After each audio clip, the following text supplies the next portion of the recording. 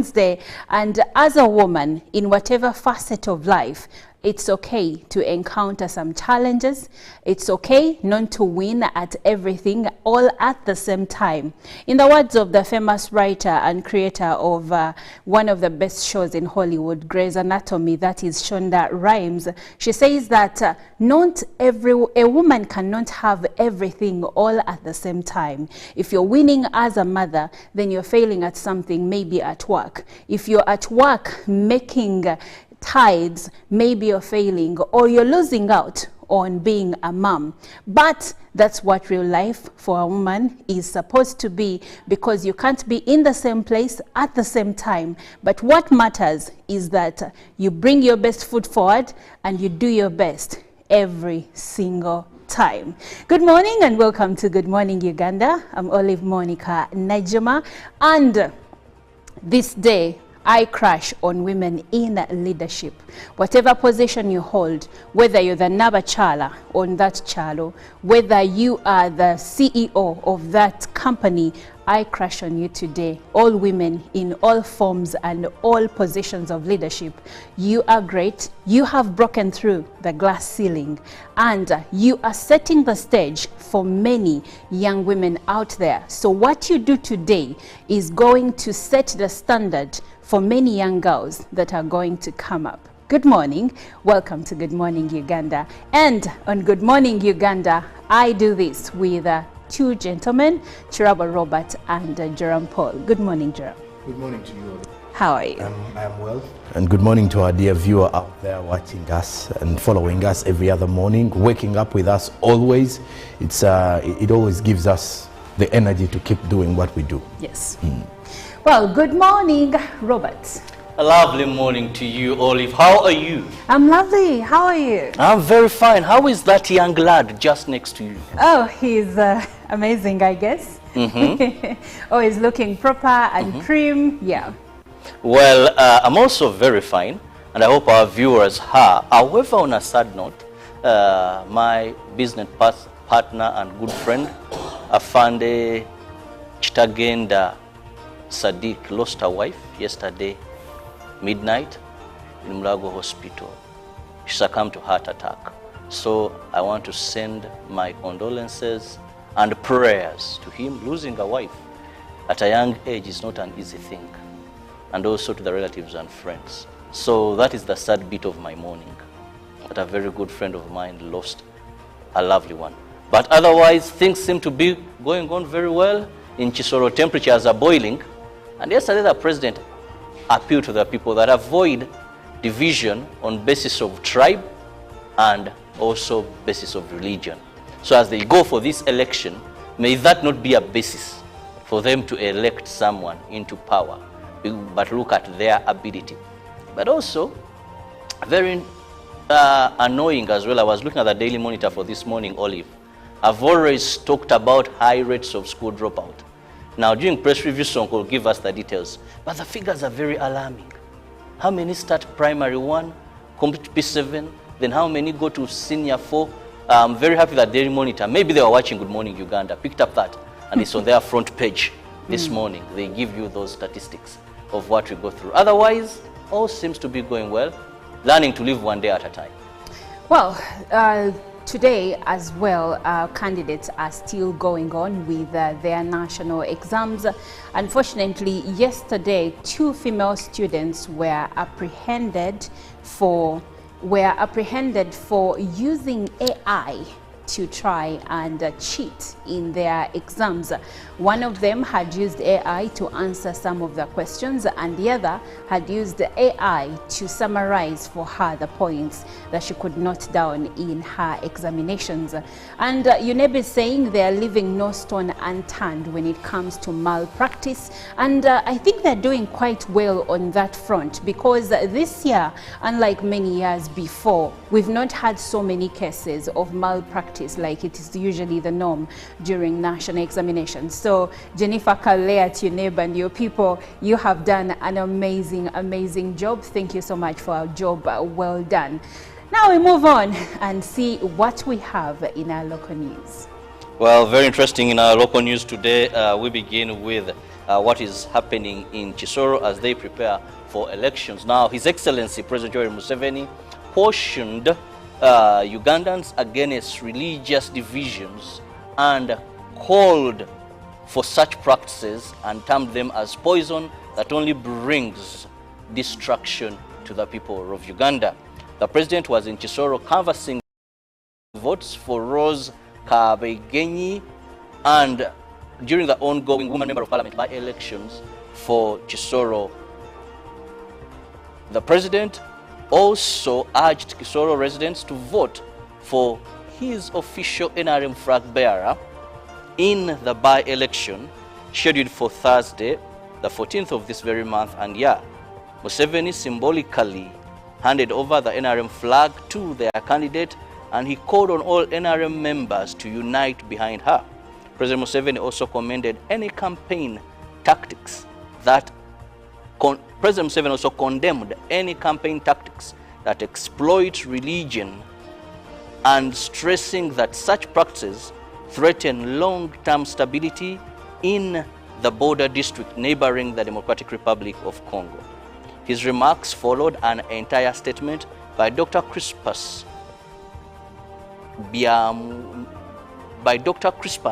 Beinomunsi, the Minister for ICT and National Guidance.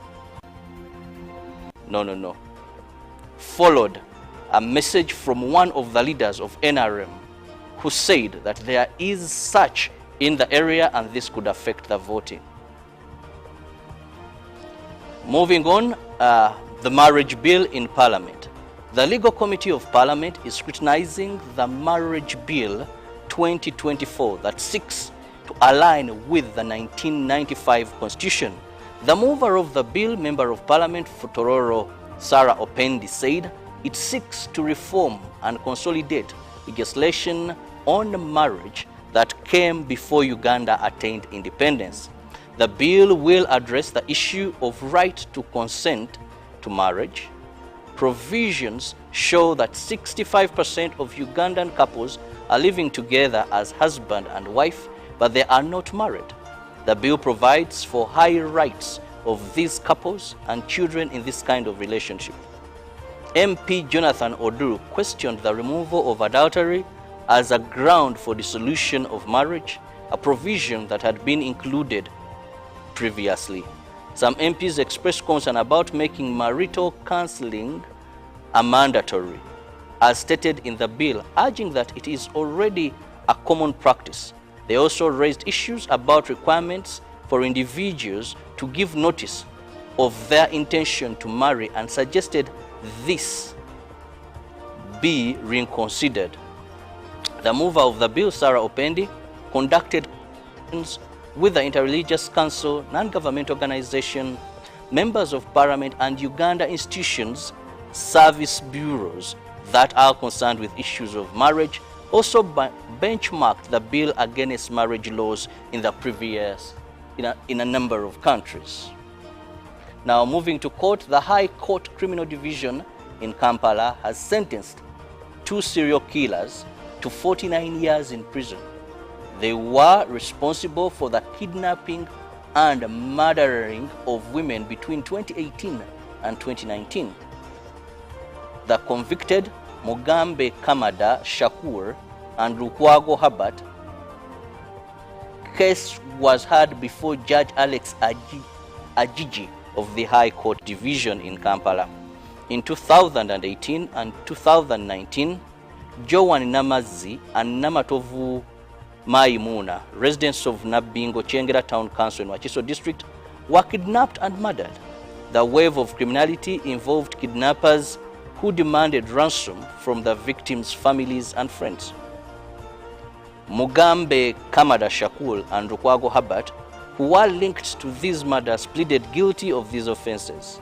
The two have been on trial for 6 years. High Court Criminal Division Judge Alex Ajiji sentenced Kamada and Rukwago to 49 years in prison. During the court proceedings, convict Mugambe Kamada Shakul asked for a lenient sentence and requested to be allowed to meet President Museveni to disclose the identities of others still at large. This is the fourth case in which Mugambe Kamada Shakul has been separately charged, convicted and sentenced for kidnapping and murdering women. And finally, on the local scene, Minister for Health, Dr. Jane Ruth Aceng, has called for cooperation and support for the upcoming malaria mass vaccination campaign, which is set to be rolled out nationwide in 2025. She made this call while interacting with the local leaders from Bukedi sub-region who had gathered at Butaleja district. Ministry of Health statistics rank Bukedi sub-region as one of the worst performing areas in terms of health outreaches.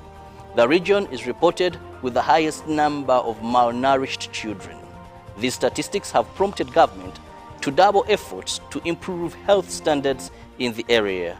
Ministry of Health is also upgrading health centers to ensure they provide standardized health care services. Health Minister Dr. Jane Ruth Aceng announced the nationwide mass malaria vaccination campaign and said it will kick off in April 2025. She emphasized that the success of this campaign will require both public and leadership support.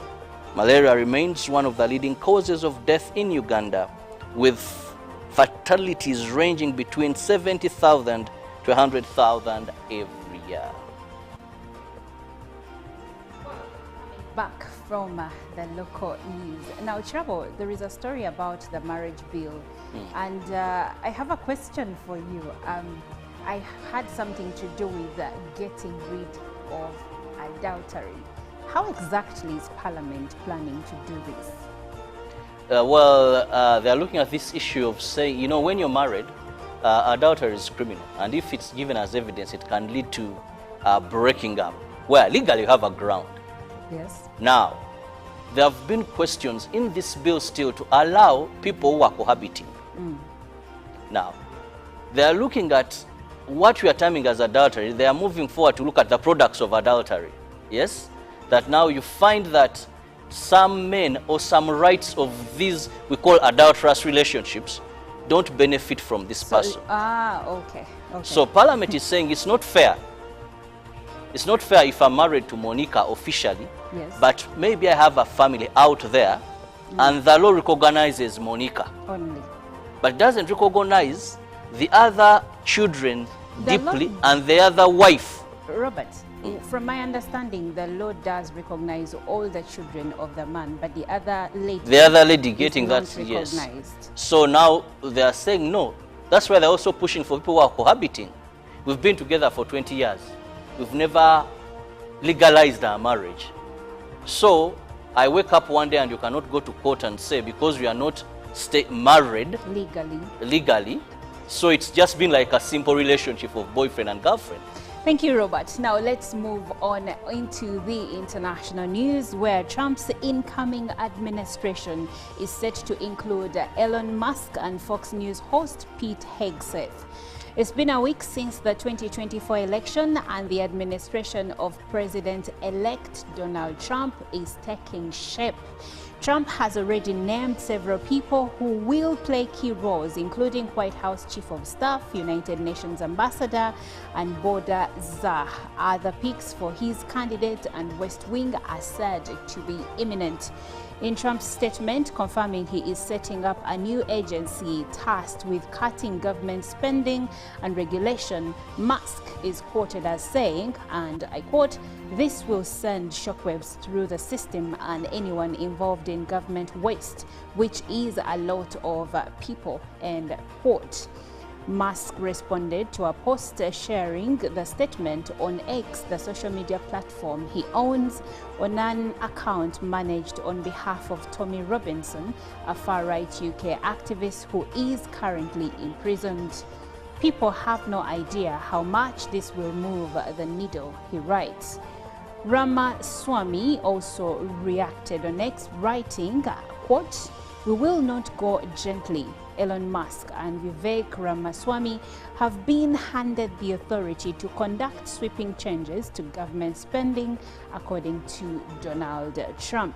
Together, these two wonderful Americans will pave the way for my administration to dismantle government bureaucracy, slash excess regulations, cut wasteful expenditures, and restructure federal agencies, says Trump. Now moving on to COP29, which is taking place in Azerbaijan, climate funding, fossil fuels, and more on the agenda. Azerbaijan is hosting the United Nations Annual Climate Conference this year, with delegates from nearly 200 countries present in the country's capital, Baku. COP29 will have a major focus on the current climate funding and the renewal of the 1997 commitment of $100 billion from developed nations. COP29 kicked off on November 11th and will continue till November 22nd.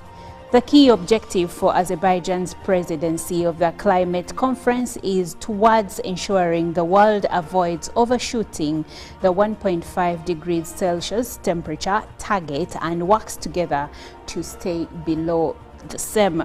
COP refers to United Nations climate change conferences. These conferences focus on world action on the ongoing climate crisis and the existential threat it poses to living beings. As per UNFCCC, COP29 in Baku will focus on bringing world leaders and negotiators from the member states or parties of the United Nations Framework Convention on Climate Change to further global progress, with business leaders, young people, climate scientists, indigenous peoples, and civil society sharing insights and best practices to strengthen global, collective, and inclusive climate action. Now moving on, world's longest detained journalist wins rights prize. A journalist detained in Eritrean prison without trial for 23 years has won a Swedish human rights prize for his commitment to freedom of expression. Dawit Isaak, who holds dual Eritrean Swedish citizenship, was given the Eldelstam Prize for his exceptional courage. The foundation behind the award said in a statement. Dawit, who holds dual Eritrean Swedish citizenship, was one of the founders of Setit, Eritrea's first independent newspaper. He was detained in 2001 after his paper published letters demanding democratic reforms. Dawit was among a group of about 24 individuals, including senior cabinet ministers, members of parliament, and independent journalists arrested in a government purge. Over the years, the Eritrean government has provided no information on his whereabouts or health, and many who were jailed alongside him are presumed dead. Well, that does it for our international news. Now let's check and see what the press has for us today. And well, of course, with the New Vision this morning, they start with matters to do with prostate cancer. Father-son cases rise. According to a new report, 70% of the patients seek help when it's too late, according to the new findings. Now, UN gives 15 billion shillings for urban areas. And then in the Parliament, government rejects proposal to vote opposition leader. And Bunyoro King returns home. Find more in that today's New Vision. President Museveni roots for Kabajenyi ahead of the Kisoro by-election, woman MP by-election. Then Archbishop of Canterbury resigns. Why is that so? Find the details in today's New Vision. And Saudi Arabia, more Ugandans are being repatriated in there. Then Daily Monitor says the church abuse case sinks Archbishop of Canterbury. There's in between the line is his sins. Archbishop of Canterbury, Justin Welby, the senior cleric of the Church of England, resigned in sorrow yesterday, saying he had failed to ensure a proper investigation into allegations of abuse by a volunteer at Christian summer camps decades ago. Then in the home's perspective, when you outgrow your family home. That report is in the Daily Monitor. Then at the front page, the bigger headline, the dropouts, where are they? Our analysis of Ministry of Education figures shows that more than 1.7 million learners from both private and government-owned schools who joined Primary 1 in 2018 failed to make it to Senior 6 this year. Now, there is a breakdown of the dropouts. In 2012, 1,877,801 was the number of pupils that enrolled in Primary 1 in both private and government-owned schools. Now, when you look at 2024, candidates of the same cohort who managed to register for Uganda Advanced Certificate of Education or Senior 6 were just 142,009. That's a huge drop of all of students there. Now, when you look at the dropout ratio, according to the Daily Monitor, in 2012, those who were in P1 were 1,877,801. Now, the dropout rate is a huge one, according to this simple outlook, because also even in P7 2018, the numbers had already decreased from 1.2 million, meaning 1.2 million had dropped out and only 3,671 completed. Now, by 2024, the dropout had declined to 203,686. Now, also in the regional news, the Koboko fig tree that unites 3 countries. Find the details in today's Daily Monitor. As a broke police circle unable to give loans, according to more findings. Now, in business, Tanzania overtakes Kenya as Uganda's imports source. That is also in today's Daily Monitor. To Kenya now, the Daily Nation. Gulf oil deal ties Kenyans to expensive fuel. Change contract that would have lapsed this year has been extended indefinitely. That is according to what is coming in. Now, new political parties in Gachagua and Kalonzo coalition. The Nation has learned of a series of private meetings involving Rigathi and Mr. Musyoka and DAP-K, the DAP-K leader Ugen Wamalwa, as they begin plans to run against William Ruto in the 2027 State House contest. Then lecturers strike still on as pay talks flop. This is also in the Daily Nation. 2013 polls chief Isaac Hassan lands Plum State job, according to a new report. Then widow of former marathon champion among 3 charged with murder. Find out that and more in the Daily Nation. Then lastly, from our press review, is how Tanzania can protect the standard gauge railway from acts of sabotage. Then Oryx Energy faces 468 billion Tanzanian shillings hit after appeal court verdict. Then Fiverr as its partner to mitigate climate change impact. Then Chama cha Mapinduzi says ignore minor errors in vetting of poll candidates. That does it for our press review this morning. Well, thank you, Jerome. Now we will take a short break and we'll leave you with the inspiration song of the day. But when we do come back, we are going to take a closer look at the dropout rates in the country. One, why do we have that huge number of children joining P1, but then 7 years later and more years later, they are not finishing P7, they are not sitting Senior 4, and they're not sitting Senior 6. What are the contributing factors and how can we allay these? This and more will be coming shortly in our newsreel. For now, enjoy. Live from UBC Studios in Kampala. This is Good Morning Uganda.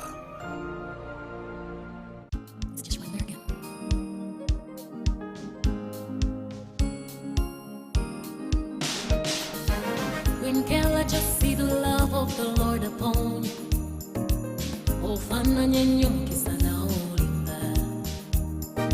This is your day with Kayla.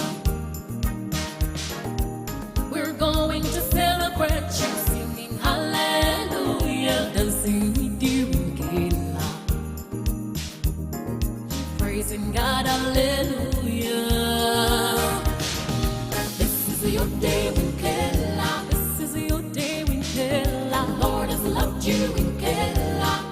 Celebrate this day. This is your day with Kayla. Yesu mulungi, Yesu mulungi. Kuba. This is your day with Kayla. This is your day with Kayla. This is your day.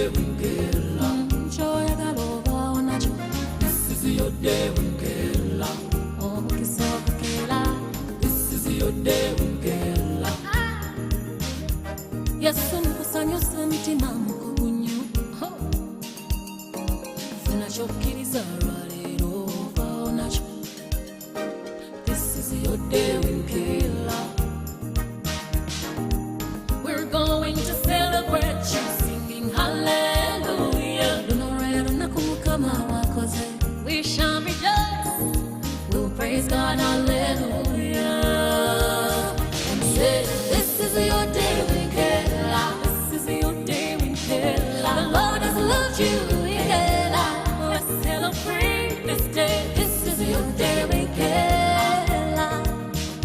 Yesu mulungi, Yesu mulungi. This is your day w'impeera. This is your day w'impeera. This is your day w'impeera. Teri ddala lwaleero. This is your day w'impeera. Ky'oyagala ovaawo nakyo. This is your day w'impeera. This is your day w'impeera. W'impeera.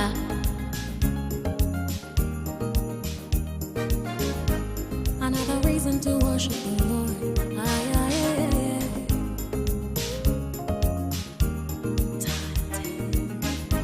Thank you, Jesus. Our president is not something they're ready for yet.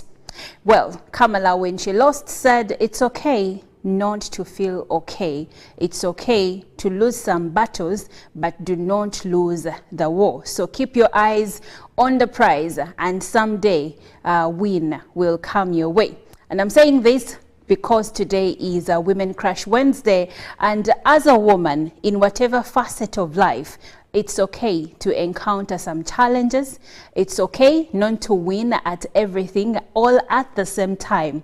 In the words of the famous writer and creator of one of the best shows in Hollywood, Grey's Anatomy, that is Shonda Rhimes, she says that a woman cannot have everything all at the same time. If you're winning as a mother, then you're failing at something, maybe at work. If you're at work making tides, maybe you're failing or you're losing out on being a mom.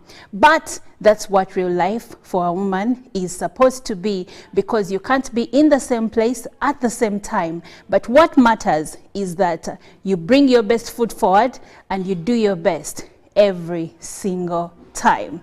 Good morning and welcome to Good Morning Uganda. I'm Olive Monica Najima, and this day I crush on women in leadership. Whatever position you hold, whether you're the Nabachala on that chalo, whether you are the CEO of that. UBC, inspiring Uganda. Pick of the day on UBC. Every Wednesday, 10 p.m. on your public broadcaster.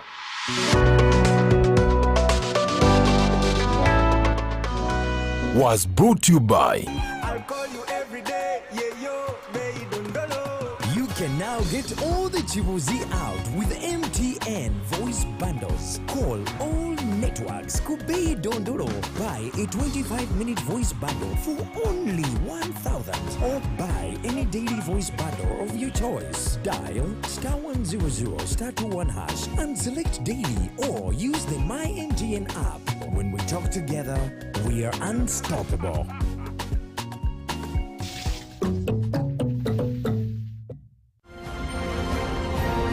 Live from UBC Studios in Kampala, this is Good Morning Uganda.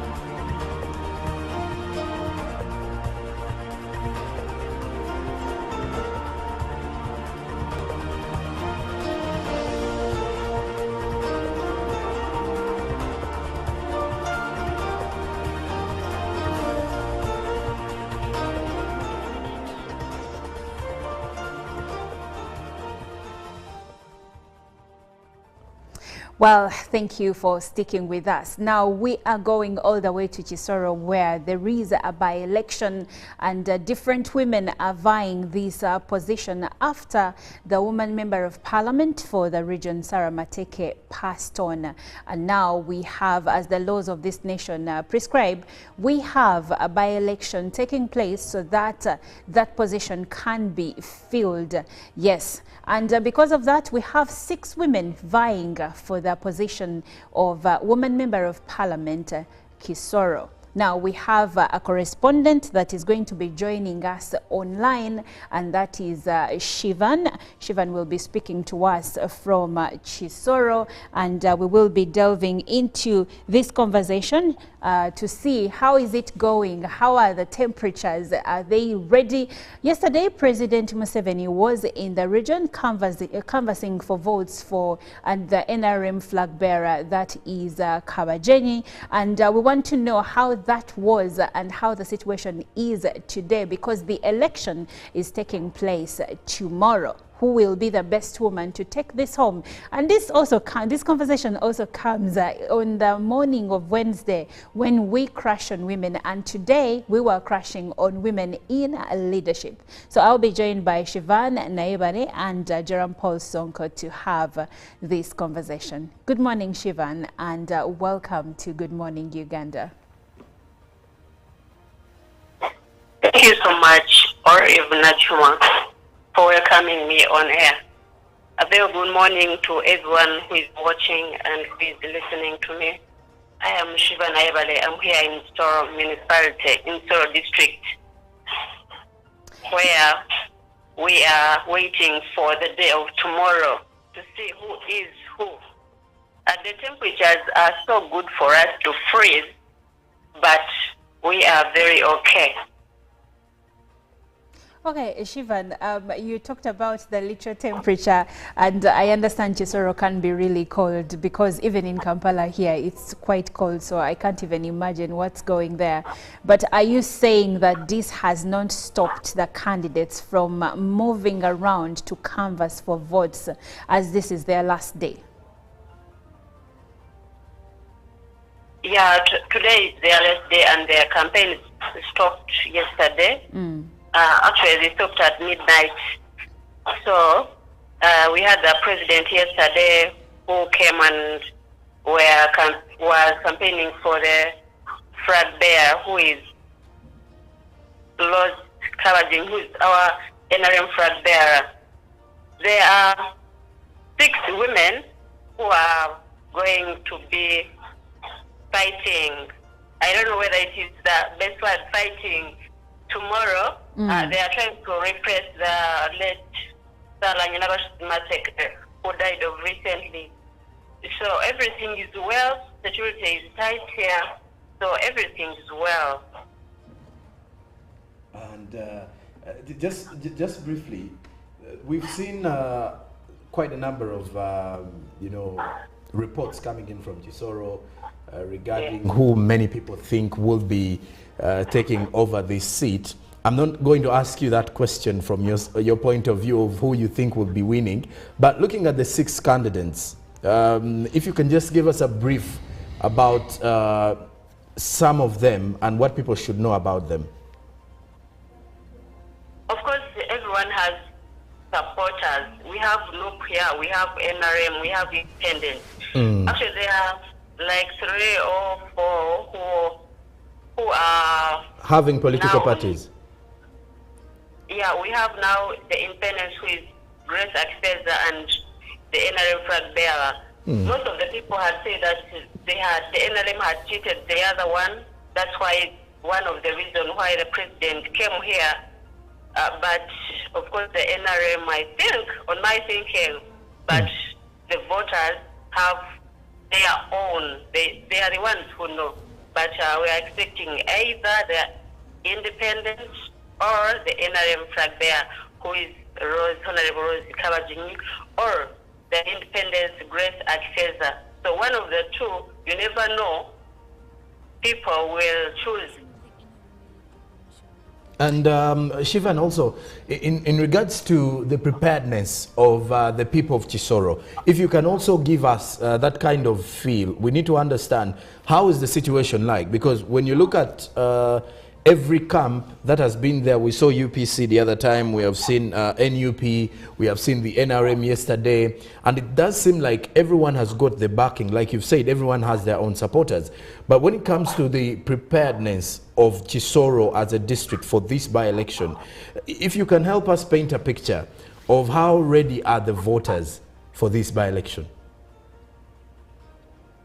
Yeah, you know, almost every party, their president came here in Kisoro.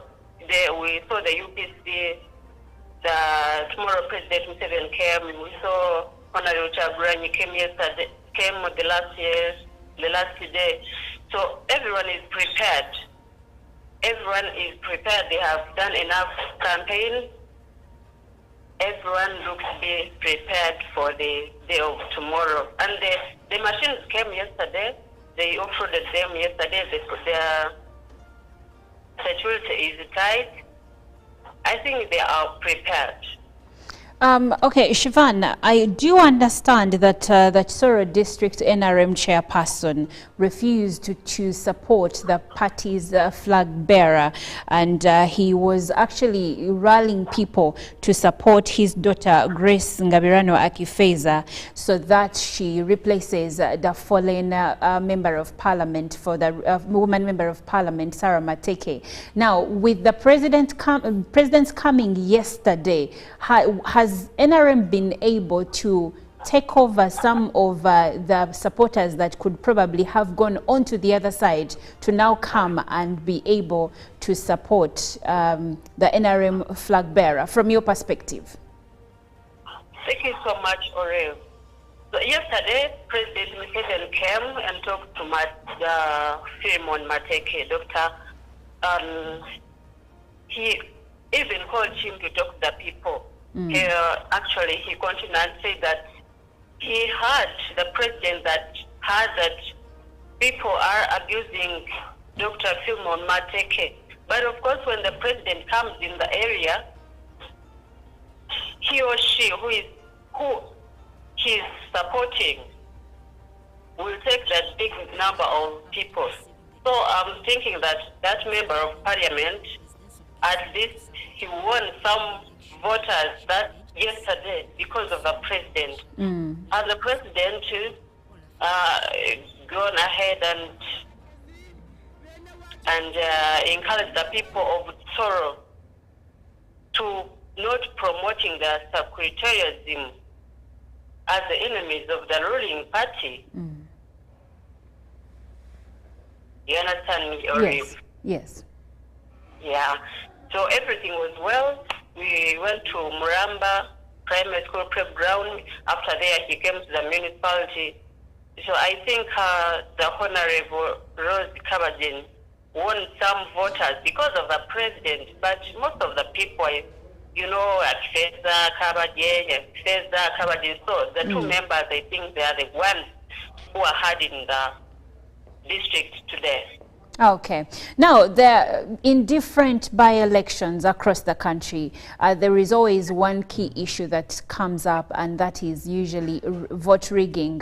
Now, do you have any idea how the Electoral Commission is trying to curb this in the by-election in Kisoro?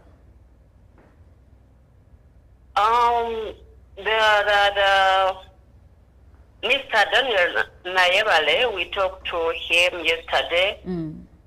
He told us that all the 322 polling stations will be having their agents and the security will be tied.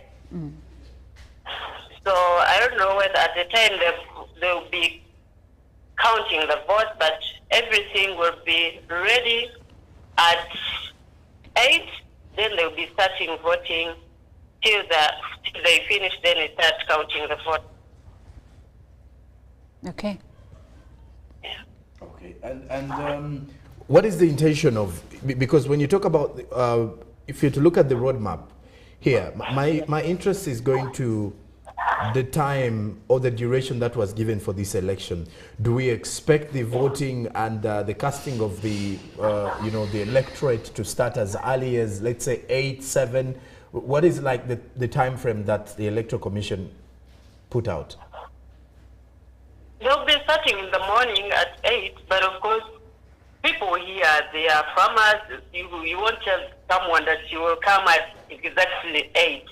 Some people will come at midday. People will come and they want to vote. But the Electoral Commission says at 8.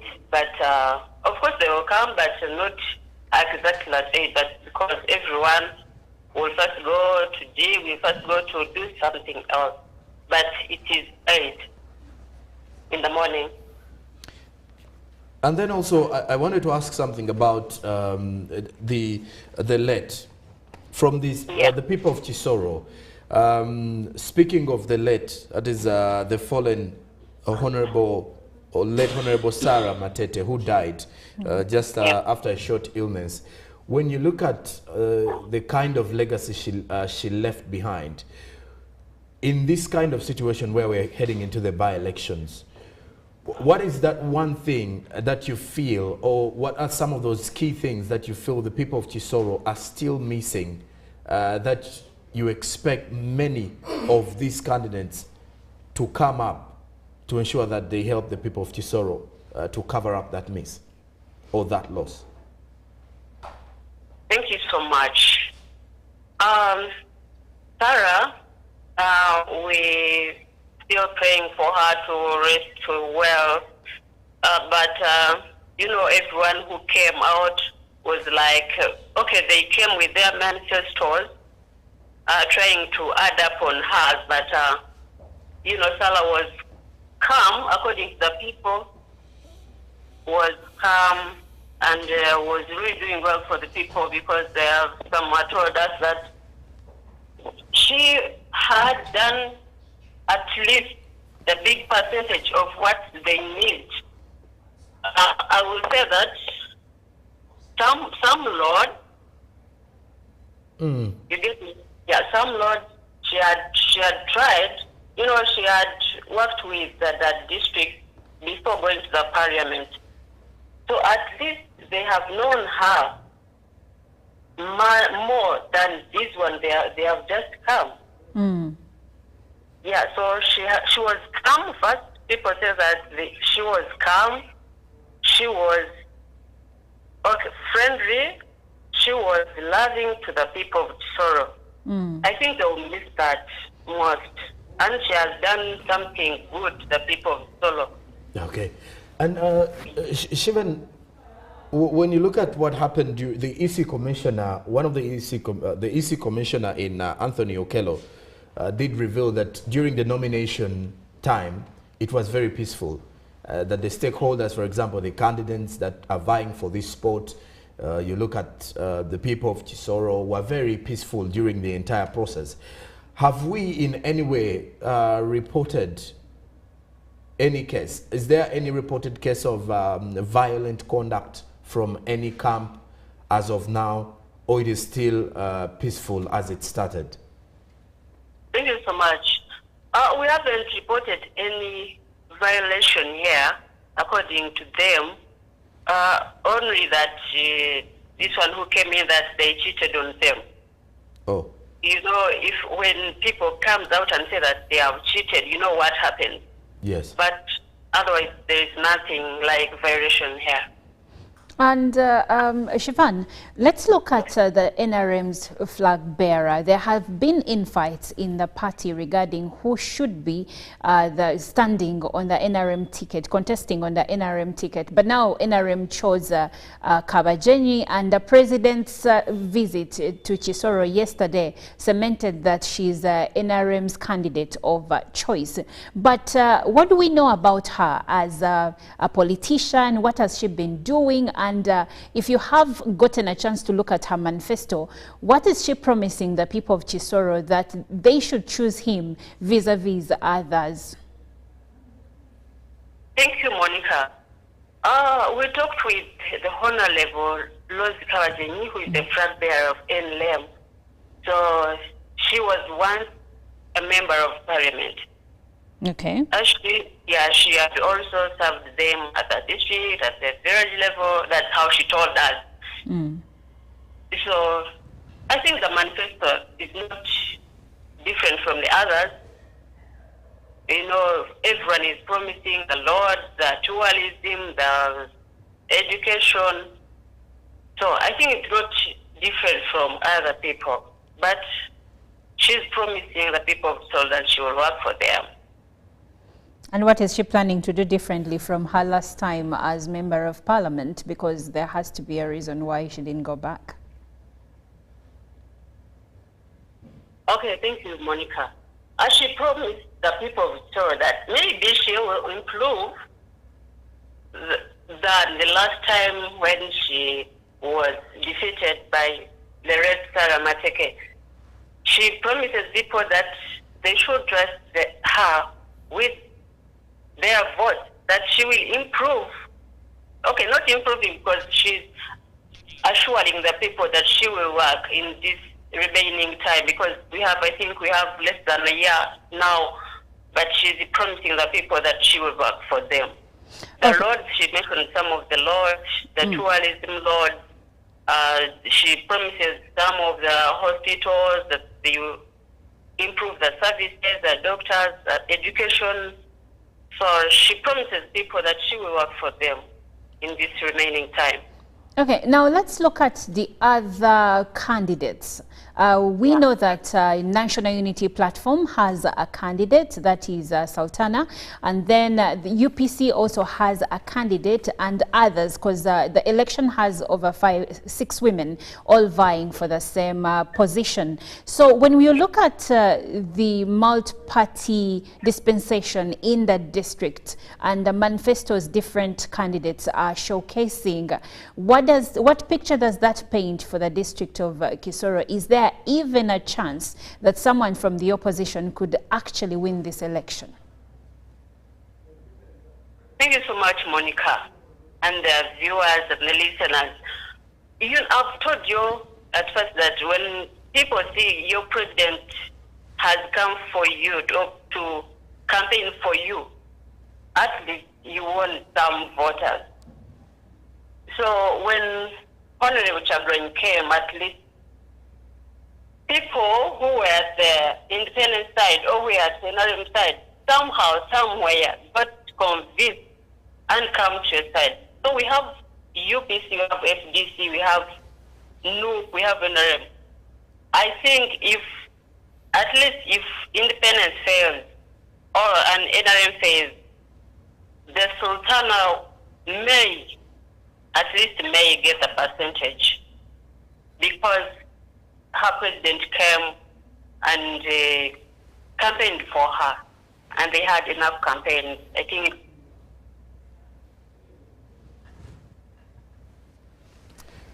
Okay, thank you. And Siobhan, maybe if we are to look at, you already touched on readability of the Electoral Commission, and you say they have how many polling stations? They have 322 polling stations. They have 322 polling stations, and all of these have their returning agents. And for those that are worried about vote rigging the vote, have they assured us of maximum security of the vote to ensure that there isn't anything to do with vote rigging? Yeah, the security is tight, because we talked with the regional spokesperson. He assured us that every polling station will have the security tight. They will come and vote. The tally center is at the district. They will come, and it's where they will read the votes from. Okay. And from your understanding, when shall we know who the winner will be?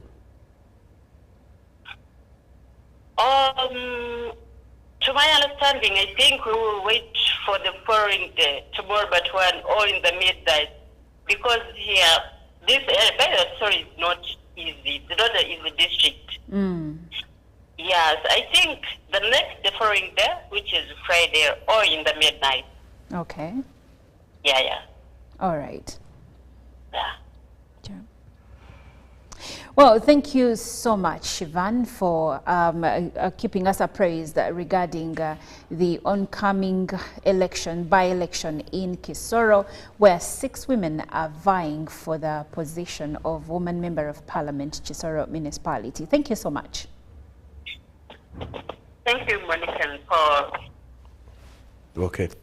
All right, Jerome, from what Shivan has shared with us and seeing over 6 women vying for the same position, then the party presidents going over to canvass for votes. But anyway, if you have a candidate and then the president also comes, like the president of the nation, not only the party president, do you think the other candidates, they have a chance? No, I think the battle is going to be between amongst 3 people.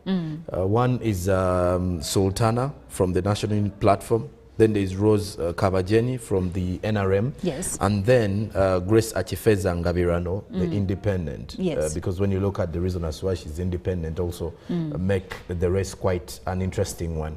And the fact that Shivan has shared and said that Kisoro is an interesting district when it comes to how the elections are going to turn out. For example, it is a mountainous area. Yes. And then you have to look at the fact that she said they are starting elections at 8. And not all of them are going to come in at 8. People are going to be in their farms, others are going to be doing other things. That's right. Meaning, when you look at how the elections are likely to, to pan out, or the entire process, it's going to be one to really watch out closely, because you're not going to be expecting thousands coming to the polling stations immediately, meaning that we might be having people coming in intervals. But now the most interesting bit will be coming in midnight, during the midnight, because every by-election, normally the midnight hour is where we get to know how everything turned out, who is the eventual winner. But the beauty is the fact that we have 6 candidates vying for the position. And one may say, why do we have 6 yet we only have 1 year left to put an end to this? It clearly shows you that at least there has been interest from these candidates to come and, try to continue the legacy and the work of the late Honorable Sarah Mateke. But I'm just wishing the best to all of them, regardless who will come out as the eventual winner. And I'm only hoping that they have the interests of the people of Kisoro at heart. That's right. Because when it comes to the fact that why many people are saying, after the late had gone, why some people were preferring someone from her family is because they felt that maybe the person from her family would stand and represent the ideas of the late. Actually, one of her sisters, Ruth Mateke, had been selected, and then she apparently returned to the United States without informing the NRM leaders in the district. So you can easily see. And then her father is now supporting someone else to be... so many people feel if someone is born within the district, or someone who has been groomed by people of the district, they represent what the district wants. And I think that is why many people wanted the sister to take over, or someone from the family. However, of course, there was so much criticism coming in from that kind of suggestion, where people were saying, no, we cannot be having this kind of politics where we are only going to be relying on one family to continue as if it's it's only one family with the vision of the district. With the vision of the district. So the beauty is we have 6 candidates from of course, 2 of them do look like they represent the NRM. However much one is now independent, because she felt like the results from the primaries were not right. She was supposed to be representing the NRM party. I'm only hoping... Isn't this what the NRM tried? Sorry to cut you short, but isn't this what the NRM a while back, when they were working on their registers, were trying to do away with, where someone loses in an NRM primary and they decide to become an independent? Well, as much as you will try, these are things we see and we expect every election, regardless of who comes out and says... And in most primaries, this is what happens. Yes. Someone loses out but because they've not accepted that loss, they'll go on and return as an independent. Though my concern or my worry is, will this same person accept if at all these results come and she's not the winner? Because if you've not accepted the results from your own party, will you be able to accept the results from from the district vote? I hope this time around she will accept if at all she doesn't win. But again, I'm also wishing her the best. May the best candidate win. That's right, that's right. And also it opens questions on if you can have infights in the party. And these infights, by the way, are in pretty much every party. It also makes Ugandans a bit uncomfortable regarding the rationale of why someone wants to become a member of parliament. Is it because you want to serve the people, or is it because this is your time to eat, in the words of the late former member of parliament for Rubaga, Katolu Bwama? Anyway, we will be watching, and tomorrow we will know who the best woman will be, who will take up the mantle to become the woman member of parliament for Kisoro municipality. For now, let's take a short break, and when we come back, we will have Good Morning Uganda Tourism Express.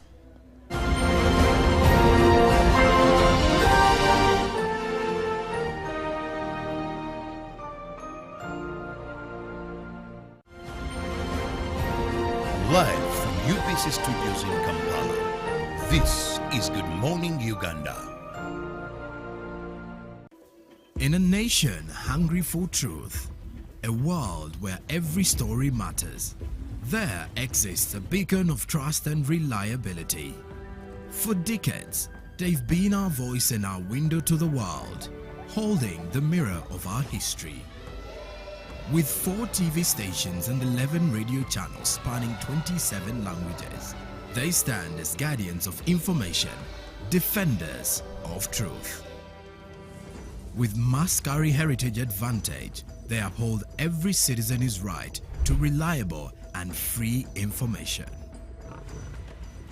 Their archived stories shaped our past and illuminate our present. Yet now, as new challenges arise and the world evolves, their mission faces its greatest test yet.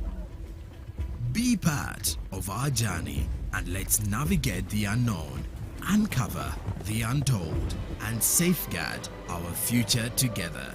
Tune into your public broadcaster, for it is the intersection of trust and truth. Because to UBC, your story, every story, and every voice matters. UBC, inspiring Uganda. Live from UPC Studios in Kampala, this is Good Morning Uganda.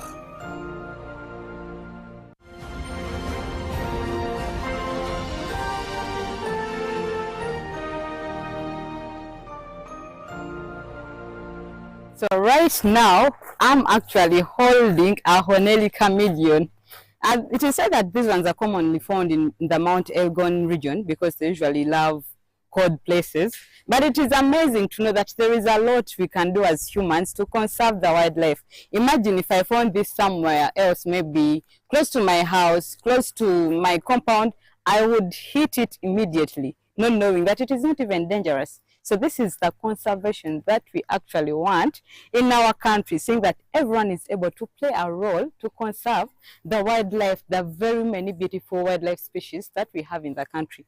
I am Irene Alenamisang, and this is the GMU Tourism Express, where we talk about everything that you need to know about Uganda's tourism. And when we talk about tourism, you cannot skip conservation. It is a very beautiful part that makes up the tourism industry. So right now we are at CTC Conservation Center, and we're exploring the different species that we have that are kept here at the CTC Conservation Center. And yes, we are going to do this. Let's roll. Welcome to CTC. My name is Ambrose. I'll be taking you through. We are going to be dealing with wild animals. Hopefully you came prepared for that, for the best experience. They can kick, they can scratch, they can bite if you don't follow the instructions. But if you follow the instructions, none of the above will happen to you. Make sure when you are with the zebras, you do not go behind them. They are very good at kicking, like horses do. We have foot dips on every section. that we have to do precautions not to carry germs and diseases to them. So we must disinfect, we must step in. Animals you're not contented holding, please just ignore them instead of dropping them. And then when you come into the lion section, people will be there to ensure you're all safe. They are playful, they are babies, just like small cats at home. They can scratch in any way, but the staffs will be in to ensure you're all safe. So please, if you have questions, feel free to ask us, and you'll really have the best experience. You're welcome. Can you tell us CTC in full, though? CTC is conservation through commercialization. The foot dips. So you step in, there is a disinfectant. So you step in, then you come in.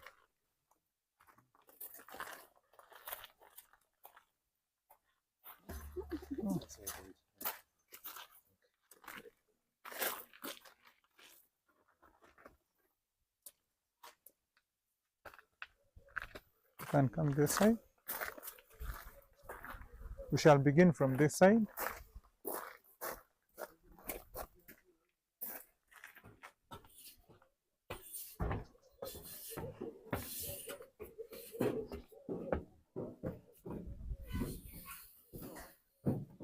Actually, it's this side. Oh. Oh. Just No. And over here we have the Nile crocodile. His name is Big Joe. Big Joe is a rescue from Buyukwe district that is along the Nile. And before he was brought here, he had eaten 3 fishermen. So he's a man-eater. He knows how human flesh tastes. He's estimated to be over 80 years old and between 900 to 1,000 kilograms. Crocodiles are semi-aquatic. Sometimes they can stay in water, sometimes on land. So now it is on land. And then we are also emptying its water pond so that we can clean it and maintain it, know that the water is drinking. They don't eat a lot in nature, crocodiles. They can eat once in few months and they are okay.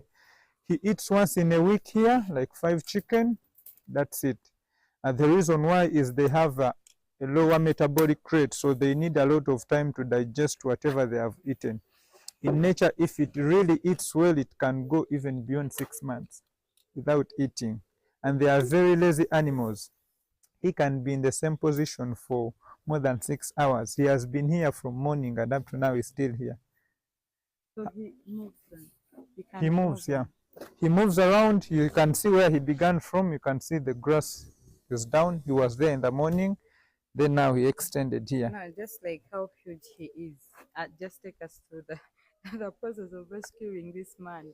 Actually, by that time I was not yet here, but they are not very hard to trap them. The moment they tap the mouth and the tail, they are the strongest parts of the crocodile. You can use the tail to hit you, and then the mouth, of course, they can bite. When they are in water, they are very fast. Now here on land, they are very slow. When did you bring it? Like 4 years ago. We had the female, but unfortunately she died. She was also very old, but before she died, they had already laid eggs. Crocodiles lay eggs, they don't produce. So we have the first hatcherings, and when she also died, she had eggs in her. When we were doing post-mortem report, we found out that she had eggs. So we picked the eggs and kept them and incubated. Now we have other babies that have hatched from that. So at least we never lost the mother alone.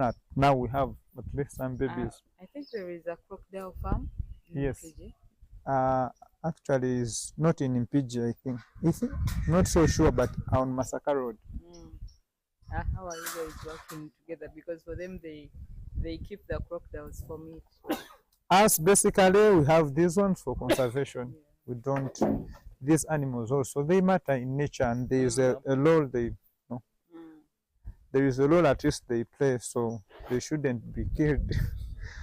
You said you got it from the Buyukwe, along the Nile. lake, along the Nile. Yes, you know, River Nile passes Buyukwe.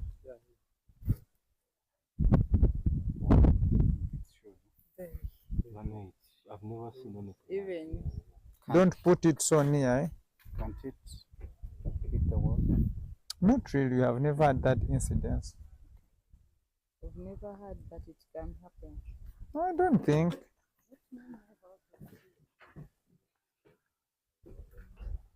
So we are emptying now, we are emptying this so that we can clean.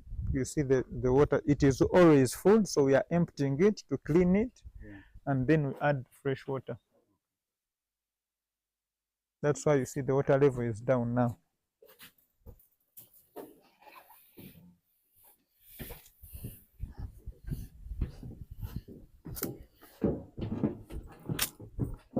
Okay. Well, as you're traveling to Uganda, I would definitely recommend and suggest do pass by CTC Conservation Center. It's the only place in Uganda where you get up and close with animals. You will feed the zebras and interact with lions. You'll have lemurs sitting on your shoulders, and you'll have a beautiful day here. So I would definitely suggest do pass by CTC when you have a chance.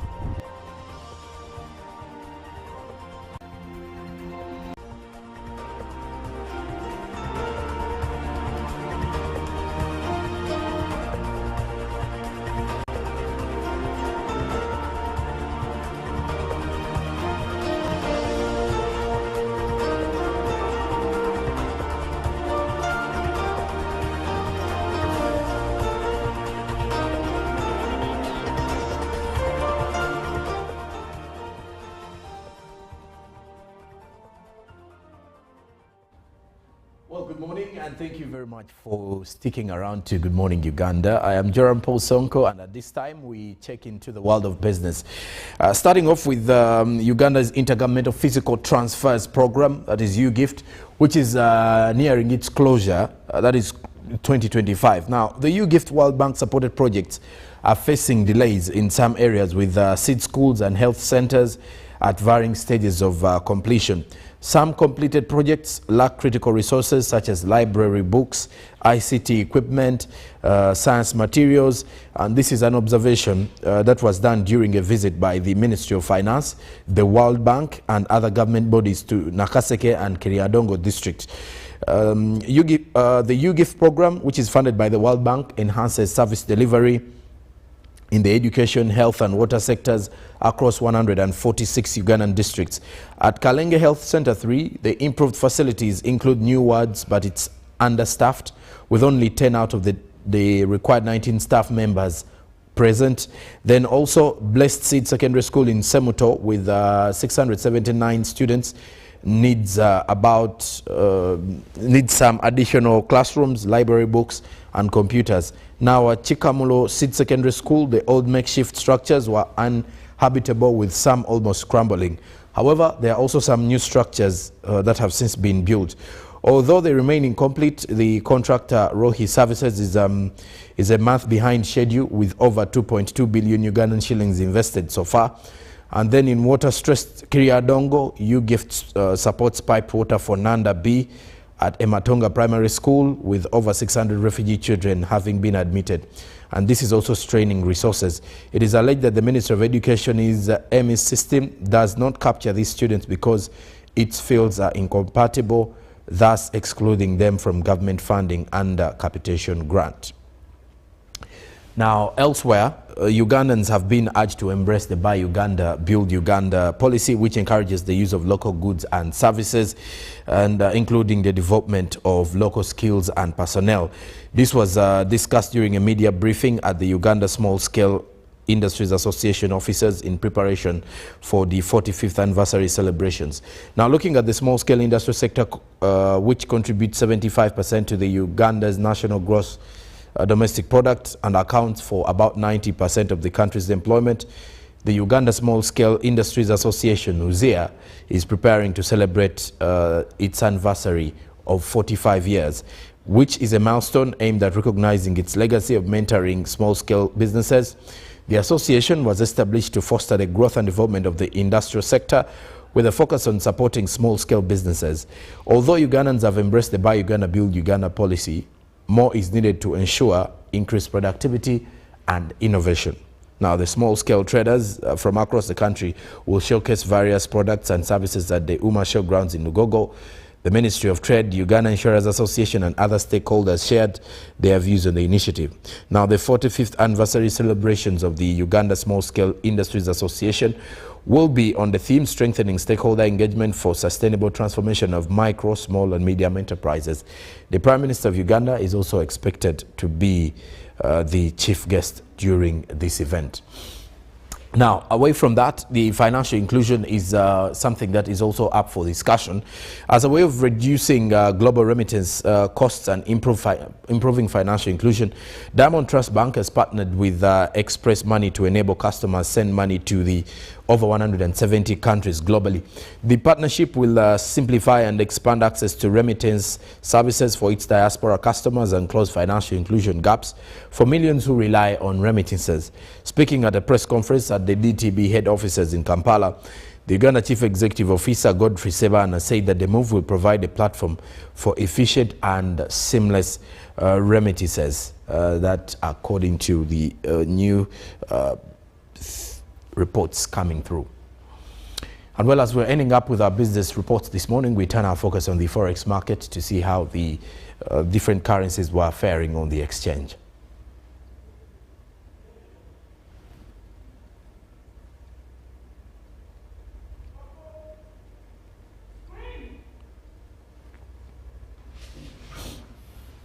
Well, the US dollar was buying at 3,657.82 shillings while selling at 3,667.82 shillings. That is opening time.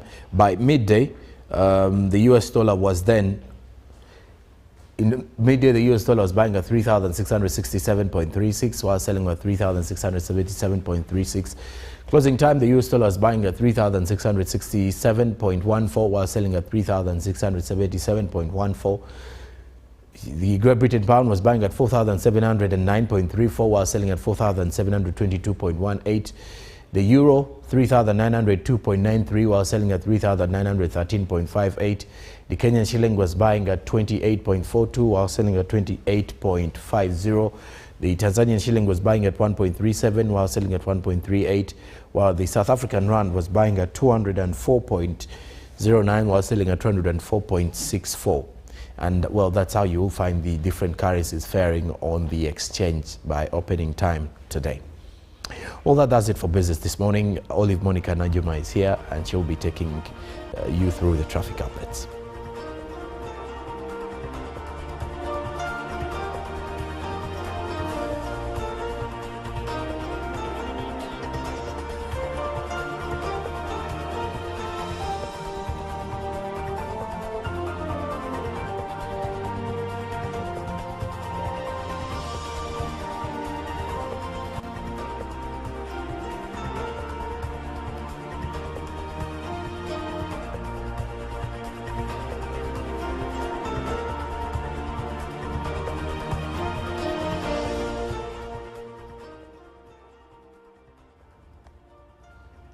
Well, let's get into the traffic updates. I'm Olive Monica Najuma, and to begin with, the traffic lights at Kubiri today in Mulago in Mulago have been off this morning, so you can imagine what chaos that can be, because you know Ugandans never let anyone pass. Everyone wants to go at the same time, and that creates fog or a clog on the road.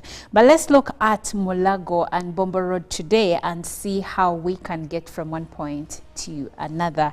And we start right at the roundabout that joins different roads, that is Bombo Road, Gayaza, Kampala Road and Binaisa Road. And looking at that, at least I see we have smooth flow of traffic in this area. And I would like for us to look at the different connecting roads in this area. Now, when I look at Kafero Zone Road, there is just a bit of traffic at the corner where Kafero Zone Road connects to Dwaliro Road. And then New Mulago Gate, I see that there is a free movement here. And then looking at Binaisa Road, this is where we will find traffic jam, as you can see. Now, Chira Road also has a bit of traffic jam as you're approaching the roundabout. And from the roundabout here, as you connect to Haj Musa Kasule Road going into the environs of Wandegea, you will encounter traffic jam for quite a big stretch. Nakasero Hill Road, the entire stretch, I see traffic jam here as it connects to Lodell Road and also Buganda Road. Now looking at Lumumba Avenue, we have smooth flow of traffic here, and looking at the other roads within this area, Nakasero Road, Nakasero Hill Road, we have smooth flow of traffic over here.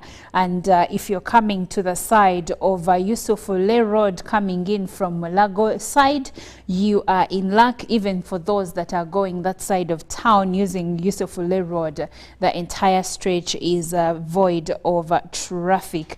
We have smooth flow of traffic along the entire Yusufule Road. And other roads within this environment, Kafu Road, Macnon Road, we have smooth flow of traffic. And now looking at John Babiha Road as it connects to Yusufule Road, I see that Koloro Terrace Road is bringing in a bit of traffic jam, feeding it into John Babiha Road. And I also see that the other connecting roads in the area still connecting to John Babiha Road are bringing in a bit of traffic, but nothing much to be concerned about. You will be able to move. Actually, all these access points, I see connecting points, I see that are points where you find traffic lights. So the red zones I'm seeing here, like Kololo Terrace Road, should be indicative of the traffic lights on these different connection points. So looking at that, I think that the morning looks pretty good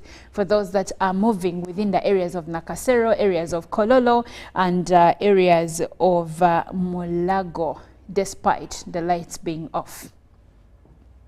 Well, that does it for our traffic updates. I'll be back tomorrow to share the same, but as it goes, you must take care when you're driving. You need to put your life into focus, and also the lives of other road users, including pedestrians, border riders, cyclists, among others. We all need to be safe and get to where we are going safely. So endeavor to maintain safety at all times.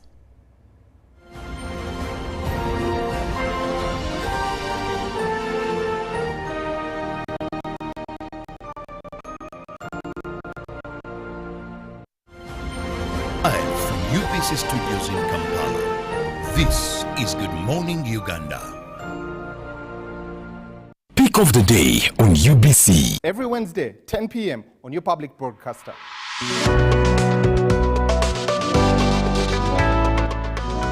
Was brought to you by I'll call you every day, yeah, yo, may don't know. You can now get all the Chibuzi out with MTN voice bundles. Call all networks Kubei Dondoro. Buy a 25-minute voice bundle for only 1,000, or buy any daily voice bundle of your choice. Dial *100*21# and select daily, or use the My MTN app.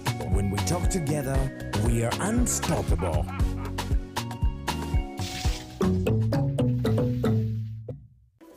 In a nation hungry for truth, a world where every story matters, there exists a beacon of trust and reliability. For decades, they've been our voice and our window to the world, holding the mirror of our history. With 4 TV stations and 11 radio channels spanning 27 languages, they stand as guardians of information, defenders of truth. With Mascari Heritage Advantage, they uphold every citizen's right to reliable and free information. Their archive stories shaped our past and illuminate our present. Yet now, as new challenges arise and the world evolves, their mission faces its greatest test yet. Be part of our journey and let's navigate the unknown, uncover the untold, and safeguard our future together. Tune into your public broadcaster, for it is the intersection of trust and truth. Because to UBC, your story, every story, and every voice matters. UBC, inspiring Uganda. Juko. Yo.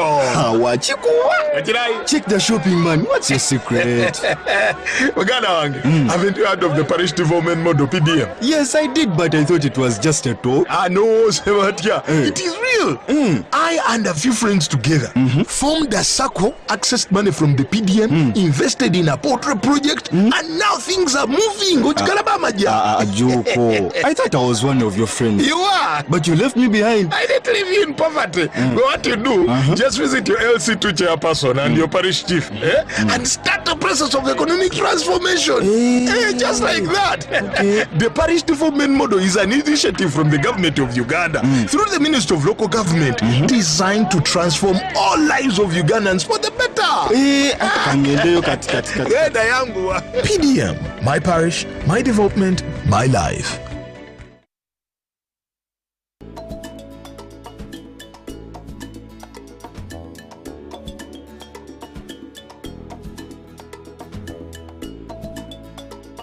Hello everyone, welcome back to Uplift Official. Today's video is particularly important as we delve into natural ways to support cancer prevention. While there's no guaranteed method to prevent cancer, incorporating certain lifestyle choices can contribute to overall well-being and potentially lower the risk. So, let's jump into the top 10 natural ways to support cancer prevention. Number 1.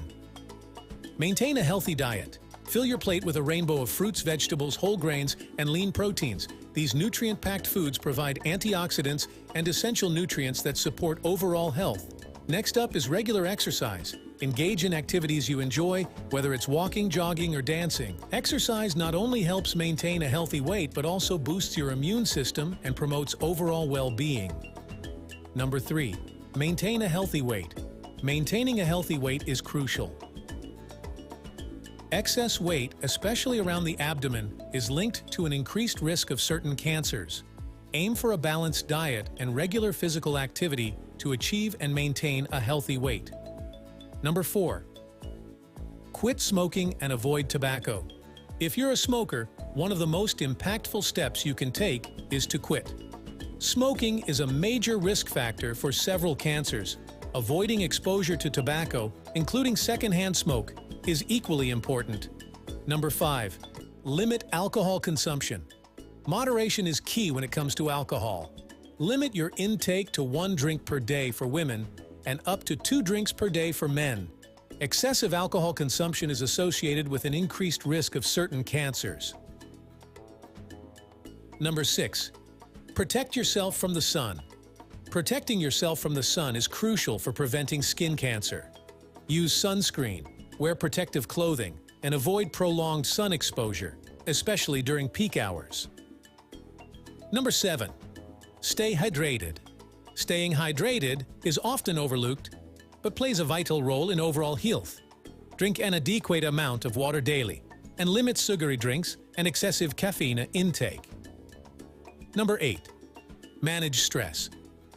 Stress management is essential. Practice techniques such as meditation, yoga, or deep breathing exercises to reduce stress levels. Chronic stress can have a negative impact on the immune system. Number 9. Regular health checkups. Regular health checkups and screenings are crucial. Detecting potential issues early can significantly improve outcomes. Don't skip your scheduled appointments with healthcare professionals. Last, but certainly not least, prioritize sleep. Aim for 7 to 9 hours of quality sleep each night. Adequate sleep is essential for overall health and may support a healthy immune system. And there you have it, our top 10 natural ways to support cancer prevention. Remember, these lifestyle choices contribute to overall well-being, but they're not a substitute for professional medical advice. If you found this video helpful, please give it a thumbs up, subscribe.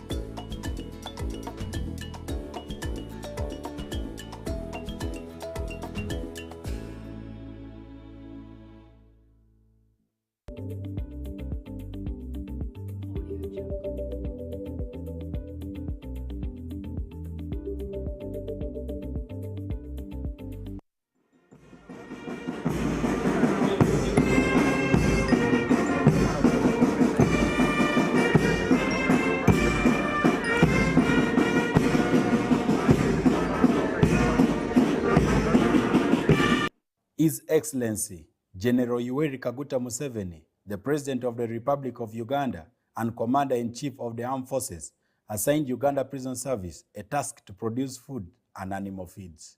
This was a directive of July 2022 to Ministry of Agriculture, Animal Industry and Fisheries to allocate land to Uganda Prison Service for food production.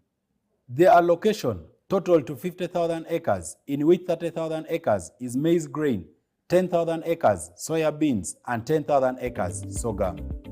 Areas allocated to Uganda Prison Service include Aswa Farm in Pade District, northern part of Uganda.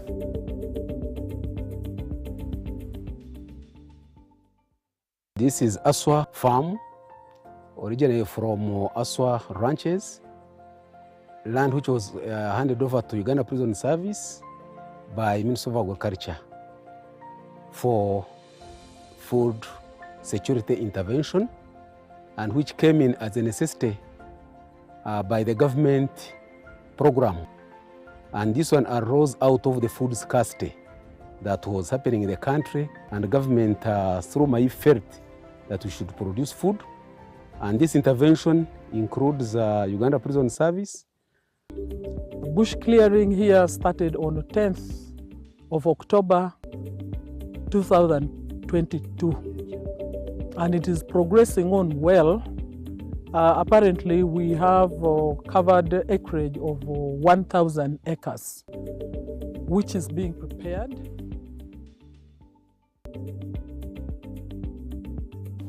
Uganda Prison Service embarked on an ambitious effort to transform access to Aswa group of prisons, and in so doing is bridging gap for local communities. The construction of new roads and bridges has significantly improved accessibility to the facility, paving way for enhanced economic opportunities and sustainable development.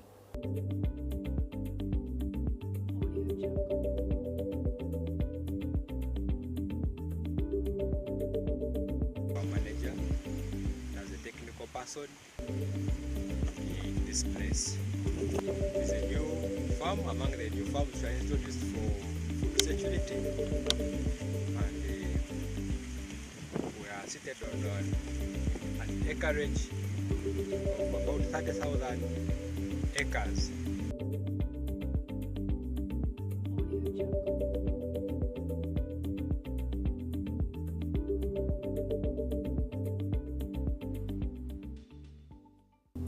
As of now, about 2,000 acres is under cultivation for commercial maize production, with several harvests already realized over time.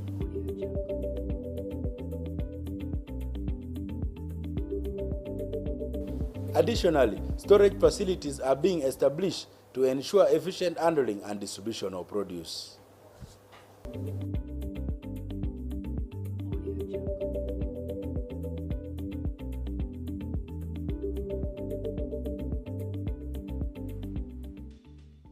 We are happy that in the neighborhood of Rugole, we are putting a silo, which is going to be a bulk storage, and who produce from here can be evacuated and taken to Rugole.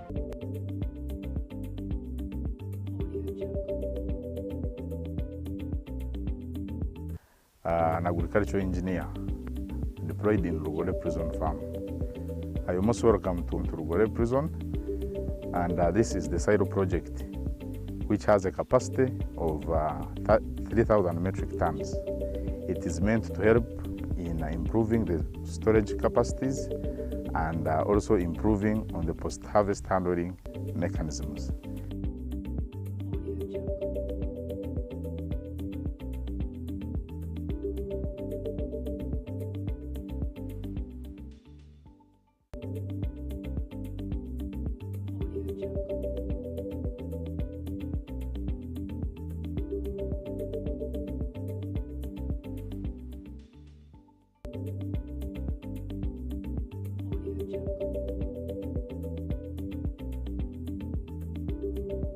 It's projected that in the next 3 to 4 years, Uganda Prison Service is expected to complete the overall 30,000 acres through establishment of more prison facilities within an agricultural complex.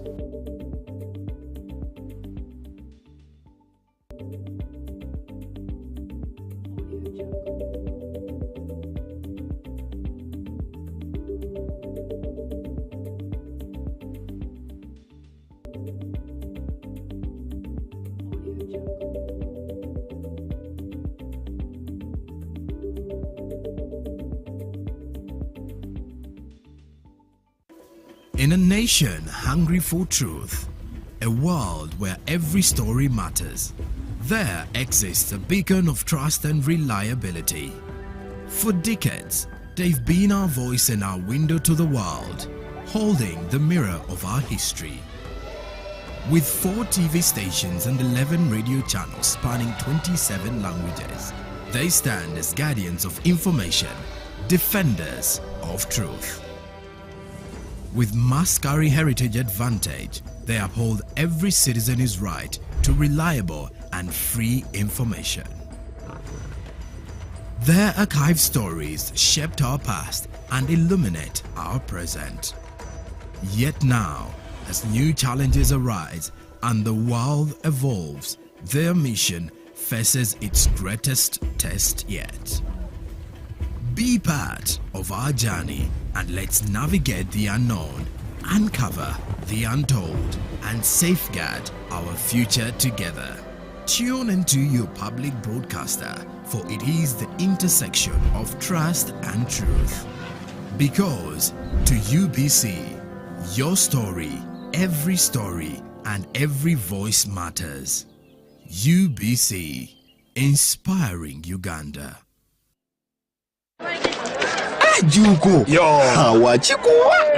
Check the shopping, man. What's your secret? Haven't you heard of the Parish Development Model, PDM? Yes, I did, but I thought it was just a talk. No, Sebatia. It is real. I and a few friends together formed a circle, accessed money from the PDM, invested in a portrait project, and now things are moving. Juko. I thought I was one of your friends. You are. But you left me behind. I didn't leave you in poverty. What you do, just visit your LC2 chairperson and your parish chief and start the process of economic transformation. Just like that. The Parish Development Model is an initiative from the government of Uganda through the Ministry of Local Government designed to transform all lives of Ugandans for the better. PDM, my parish, my development, my life. Live from UPC Studios in Kampala, this is Good Morning Uganda.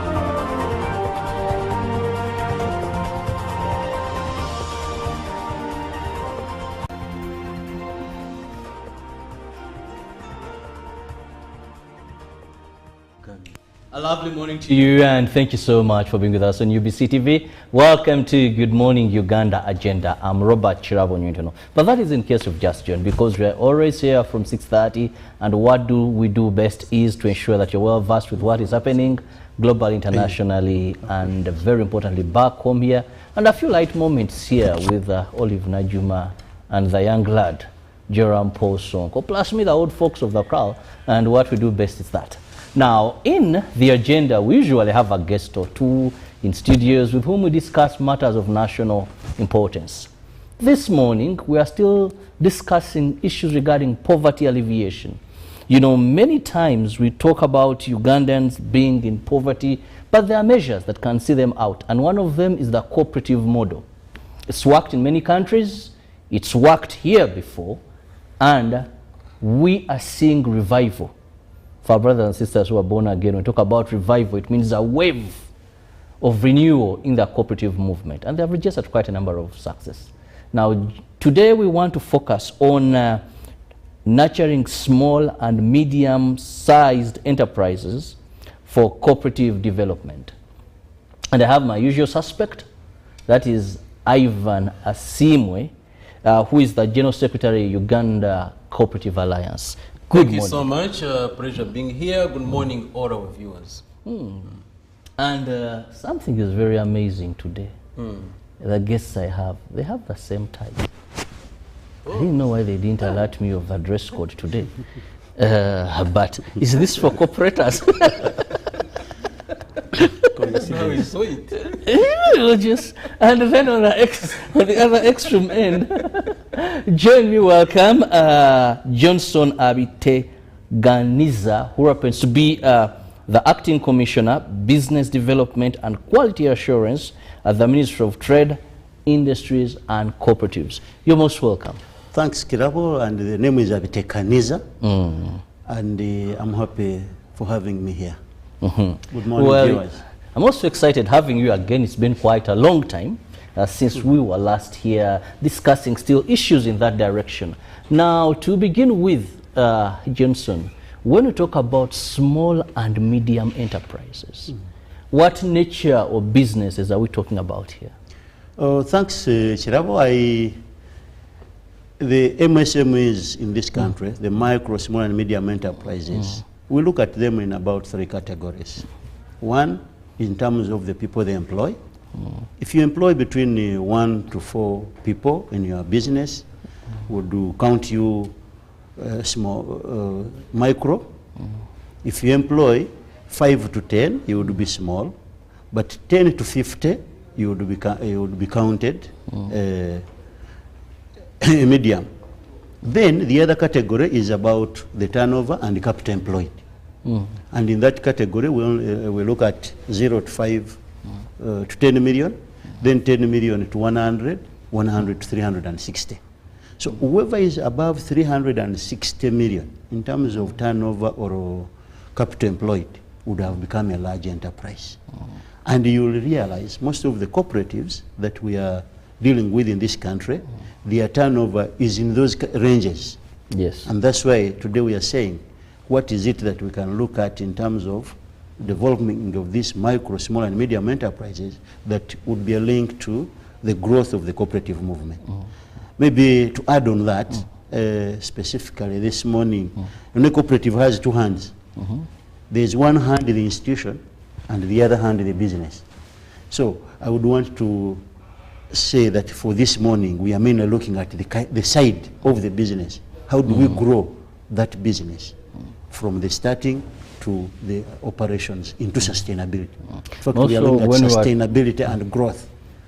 Most of when we are told that most of the business that open do not live to see their first year in Uganda. They along the way fail to make it to their first birthday.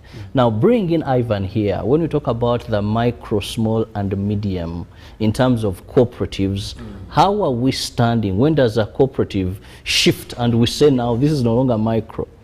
Or better said, how do these small, these micro, small and medium come into forming cooperatives?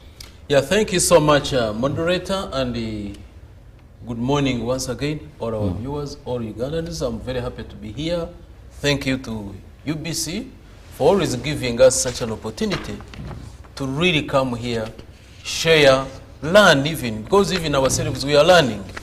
So it's a very big opportunity. I want to thank Mr. Johnson and the Ministry of Trade, Industry and Cooperatives for really supporting the small, medium enterprises. Because there is no way in this country we know that majority of our businesses are either small or medium. Most of them just go in the rural areas and see what is happening. So Johnson is having a very big portfolio. However, cooperatives begin like that. I will give a scenario like how some circles begin, including the circle where I was a general manager for 7 years. It began just like, you know, it was the, if I can explain well, this is a group of women who would go out, they work, they come back in the evening. So when they reach at home, their husbands would beat them and they would want to take away the money from them so that they go and drink this money. Yes. So eventually, these women were very concerned because they were, this is their money, but their husbands are not allowing them to save this little money. So what do? They now go to a Catholic priest. And then they say, now, Father, you are very trustworthy. We believe in you. Whenever we come from the gardens and we have our money, you keep this money for us. So the father got different envelopes and wrote the names there. Ivani, Chirabo, Johnson, and the others. So every day, a woman would bring 1,000, 2,000, like that. So by the money accumulated, it became too much. So the idea came. Now this one becomes a VCL, a Village Savings and Loan Association, which is a small business. So eventually, it even outgrows the size of a VSLA. And then eventually, the Catholic priest and some members thought of registering a cooperative. That we have too much money. They were now in like 100 million, like Johnson explained, which now goes beyond a small business. So they said, and it was even very risky to keep this money under the bed within the parish.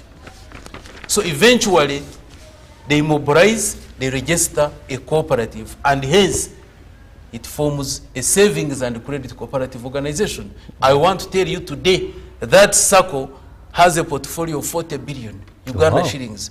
From that scheme, that is how it started. Even that's why that SACCO has the word scheme. It is savings and credit scheme, because it started as a small scheme, started by women, and eventually that is how it grew. So ideally, today's topic is very relevant because most of these cooperatives you see, the circles you see, they started very small.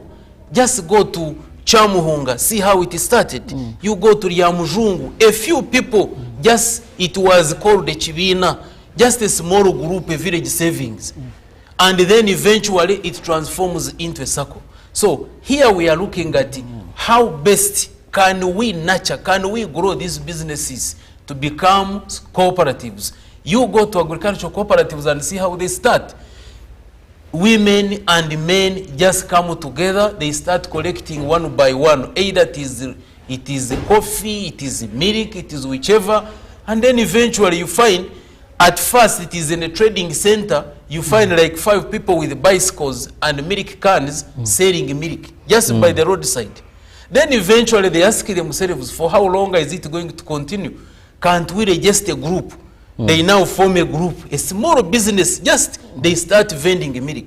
Then eventually they register a cooperative, they buy a milk cooler, and now it becomes a very big cooperative society that even eventually forms a union. So all these businesses have started like that. The same in Europe, in America, everywhere. If you are to look at, for example, in Europe, they also started like that. Just talk about in the Netherlands, Friesland, Campina. These were dairy farmers. They just came together in a small way within one village where they said, for how long are we going to lose our milk? For how long are we going to lose our money through these middlemen who were buying and selling milk in the towns? So eventually they come together, they form a small group, they start vending milk using their small bicycles. Eventually, Friesland Campina now is a multinational operating in over 40 countries. It is a dairy cooperative. They aggregate members' milk, process and export. They even put in the supermarkets across the world. So this is ideally what we are looking at. So as a country, we are very happy that the Ministry of Trade is championing this agenda of ensuring that the small, medium enterprises are not neglected, but rather are nurtured. So that when they are nurtured and they grow, they become strong and viable cooperative society. Now this takes me back to Johnson. How is the nurturing you are talking about being done by the ministry? And most of this is your docket, business development. So how are you doing this? Okay, thank you, Mr. Chirabo. We look at a situation that this nurturing is the non-financial services that would grow the enterprise. Now, and that one begins from idea generation. What ideas do you begin to think through? If I can give you an example, one time we picked the ladies who were on the street vendors, vending bananas for other people, because we came to realize for them, they would just go to somebody, pick the bananas and come to vend them. Then we collect them, talked to them about business ideas. Then we gave them options at the point to pick out which ones they can go 4. There was bakery and confectionery, tailoring, shoemaking, and hairdressing. In those different categories. After the training at the Management Training and Advisory Center, we came back with them, said, now, what next? Then some of them who accepted, they formed a cooperative of bakery and confectionery group. Now, they started making daddies, those who are going to churches, they would pick orders for cakes. And at the end of the day, they started some businesses. So that's why I'm saying in terms of idea generation. But the idea generation is not only, we are not only looking at it at the start of the businesses. Even those that started a long time ago. A cooperative like one that is in bananas, at a certain point it may look at only selling bananas. But from the time we started those idea generation with those enterprises on how to make wine, remember, at the end of the day, you are saying, what does the market want? The market wants quantity and quality, which you not manage alone. You can manage with the others. So what we do, we go to that level. Say, what ideas can you have to improve on the product, what you have, the enterprise you are having? And also, when you will realize, a cooperative, even if it's a savings and trade cooperative, where there are no vibrant enterprises, that cooperative will not survive. That's why you see in this country, one of the reasons why some cooperatives are doing well in some areas and in some areas not doing well, that's one of the other things. We find that the enterprises they are in are not giving money that would enable them pay there. Now, the other thing is that while you begin an enterprise, and later you become into a cooperative, the issue of record keeping is very important from the very start. So we want to nurture people to ensure that they begin to have records from the very start. In fact, one of the records is a business plan. And I've usually told some of the people we have met with that the business plans, people have kept them like men. You know, men at times are like laboratories. What you want to do today and tomorrow, nobody knows. Until when it has failed or it has succeeded, that's when they will know that you either went into a wrong thing or in the right thing. So we help people to develop business plans, such that everything is recorded. And when you become formal as a cooperative, your business plan, your strategic plan must be on paper, not in the head. You know, when you go to the laboratory in a clinic, they pick samples from you. The only thing you wait for are the results. Yes. But here, people must keep monitoring, seeing what are we in. So we need to develop that. On top of business plan, issues of financial management, issues of markets, issues of negotiation and credit control. You have seen some of our enterprises which have been supplying supermarkets. When a supermarket fails and somebody tells you, I supplied my yogurt for the last 8 months and have not been paid. For heaven's sake, yogurt is a fast moving good. You either have sold it or you return the stock. Why do I spend all of that time? But you realize that somebody did not have proper guidance on negotiations. Now, as a ministry, we are trying to help people to have those. The other issue is about quality management. Every cooperative must produce a product that will be able to access the market. Yes. And to access the market, it must be of quality. So we prepare these enterprises for certification, and even for those who are not having mandatory certification, they must be able to prepare their products in the right form. So we support them in all of those directions. We have also supported people in terms of market access. We have organized these enterprises to get to trade shows and exhibitions, both locally through the local governments, where we have those commercial officers in these different districts, but even on a regional level. You could have seen that a few weeks ago, some Ugandans were in South Sudan, where the East Africa was congregating to celebrate and showcase the products by the micro, small and medium enterprises. Yes. You know, these days we stopped calling them Joakalis, because we are beginning to have a focus of proper working spaces. Yeah, not just sitting under the sun. Some of the things do not need to be under the sun for them to remain with quality. So we are saying, can we nurture these enterprises, who are members of cooperatives, to be able to develop the cooperatives and grow them? And as I said at the start, we are saying, can the institution, when you are looking at the institution of whether you have leaders, whether you are holding meetings, that's one side of the institution. It can be there. Yes. But are you doing business? If you are saying we are in Teso and growing cotton, is cotton still tenable? So we engage with these people to ensure whether it requires diversification of their businesses. At a certain point, you may need to even drop the enterprise that brought you together at the start. For example, my uncles in Ebonyoro, tobacco is not really something to do a cooperative for now, because the acreage has reduced, and even the emphasis on tobacco may not be forthcoming. So a cooperative that was formed in Ebonyoro for tobacco may not be a tenable thing to do. So we get that engagement. And then people to begin calculating and seeing, are we putting money where it is going to make money or not? So those are the kind of the things we want to nurture the individual enterprises. Then when they congregate, they also form cooperatives and be able to sustain. In fact, here I want to emphasize a few things. One, when you form and you are legal, then you must be able to be sustainable. If you are sustainable, you grow. That's when you will have employment creation for both the youth and the other people. And there, Mr. Kirabo, without forgetting, you see, we have usually been telling the young people, get into agriculture. Most cooperatives have been around agriculture. Yes. But you find a young man is not having the product that this cooperative is dealing in. But he can be able to act along the value chain.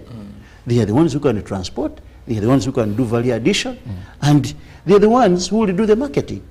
And so, when we put that into focus, then these young people can also participate along the value chain. And so, as a ministry, we are saying, can we improve uptake of business development services?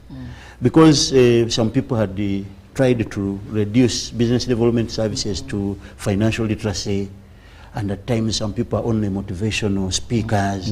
But we're saying, can we go into the details? What is the nitty-gritty of this business? What enables you to exist? Then what will enable you to survive? And that's why we want to do that, to reduce on the mortality rates. Because if the enterprises fail, the cooperatives will also fail. And with the due respect, you will realize, if you have followed the kind of cooperatives that have come in place, the moment the enterprise fail, the cooperative will also go under. Definitely. Yes. I know in cooperative development, we say that cooperatives will never die, because the individual who formed the cooperative will still be existing. But in the real sense, the business itself may end up going what? Going under. And therefore, to revive it.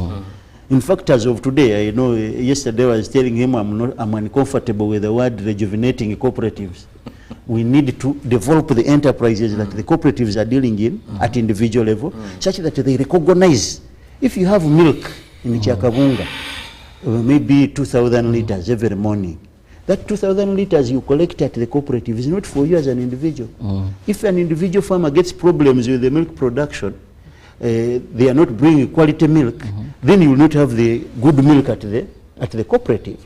But when we emphasize on the individual enterprise, then the enterprise will say, yes, can we come together for this purpose? Now, for those who have grown bigger, at times for them they think they can go as individuals. So those ones, we send them to the Registration Services Bureau.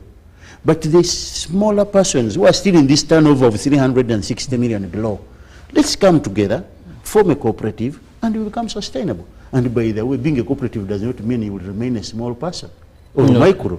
You can still grow to bigger billions of money, but when you are still a cooperative.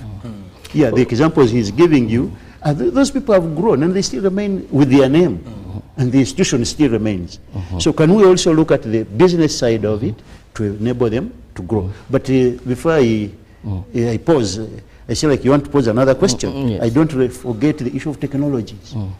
The issue of ensuring that these people take up appropriate technologies is an issue. You find that people don't have appropriate technologies, it disturbs in the way they produce, even the outturn becomes a problem. And so we need to help these people be able to adopt good technologies. If you are making a certain product and you use an equipment that is not helping you to get good quality, then your market will die. So those are some of the things we want to see, how we can work with them, with the enterprises, so that the enterprises can also see how to access the market, to help in aggregating for quantity and help in quality maintenance. And you can only do when all of you at the same area are working together. Now here I want to bring in Ivan. Of course, Commissioner from the ministry, we have a lot of good policies, I must say. Now let me bring in the cooperator himself. We've heard him talk of what we are doing, what we want to do. But of course we know it will just be a drop in the ocean. But Ivan, so far, not that Johnson is with us on set, but so far when we look at the cooperative movement, how has the ministry been of value in nurturing these micro, medium and smaller SMEs to ensure that really they have that development? Because when I move around, I see a number of cooperatives, mostly in the agriculture sector. But some of the issues he has mentioned are what they are meeting on a daily, and some even end up failing to make it. So, your observation so far. Don't switch talk, reality, please. Thank you so much. This is reality, of course. The ministry has really done a lot in terms of nurturing and supporting these cooperatives. Talk about registration. You know, the law requires that for you to be a registered cooperative society, you must register with the Registrar of Cooperatives, who sits in the Ministry of Trade, Industry and Cooperatives. So talk about registration. Now it is not only registration, but they begin with the nurturing, because they don't just register. That's why if you are to register society, you need to have, there is what you need. Recommendation of the district commercial officer, who is under the Ministry of Trade. You need to have records, you need to have a statement of affairs, you need to have a training report. All that is nurturing to make sure by the time they register you, you are at a certain level. Now, after they have even registered you, they move on to supervise to ensure that everything is in place. There is a high level of compliance in terms of, do you follow your bylaws? Do you follow the law? Do you have the governance structures and systems? Do you have ABCD? All that. So that is what they do. Then there is audit and supervision. They also do it. You have talked about those challenges, but the ministry makes sure that the challenges are addressed. And of course, you cannot rule out the issue of financial constraints. Yes. Because cooperatives are so many. Currently, we have over 46,000 registered cooperatives, serving over 18 million people. So a single ministry, yes, can do the work, but we cannot entirely say that they will be perfect, because they need a lot of structures. The other day I was here when we were discussing the issue of commercial officers. We went across the country and we had an interface with the district commercial officers, the district, municipality and cities. The challenges that we see on the ground is, one, the issue of capacitation. They are not properly capacitated.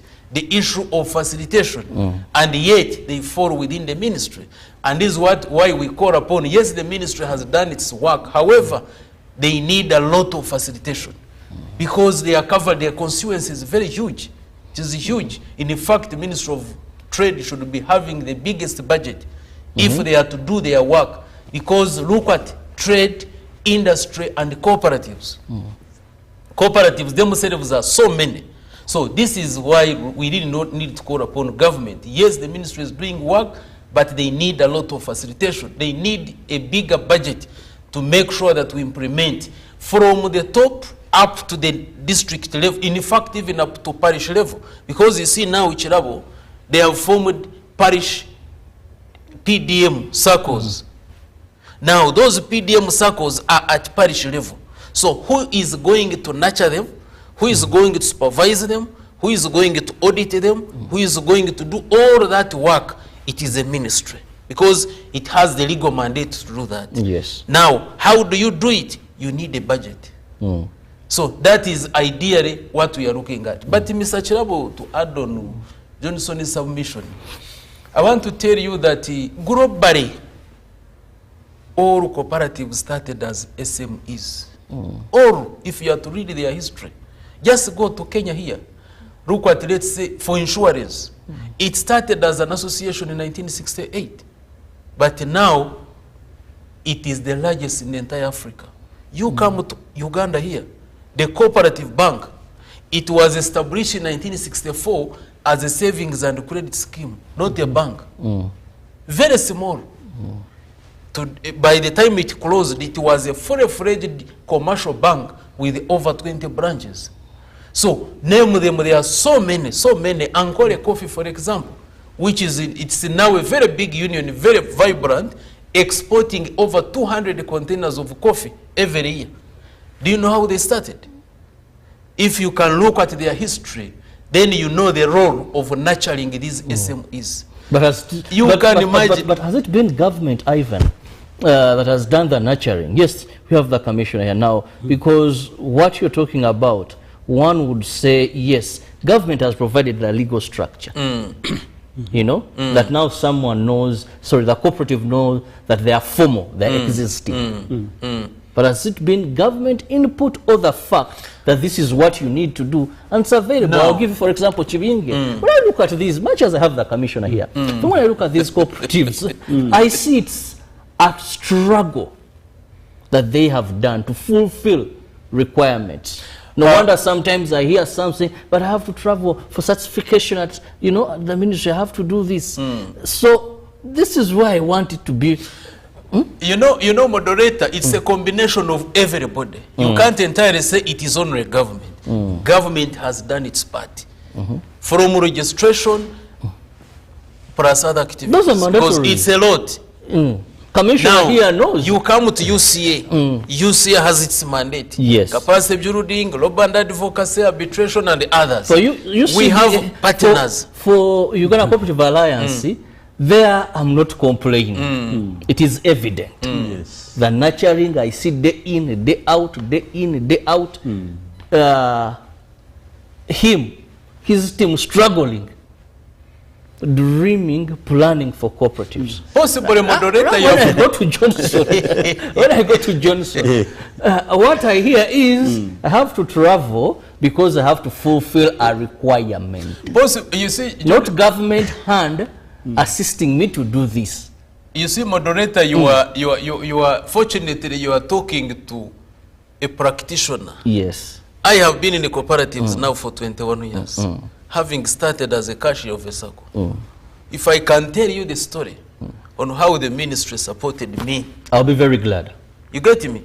Up to date.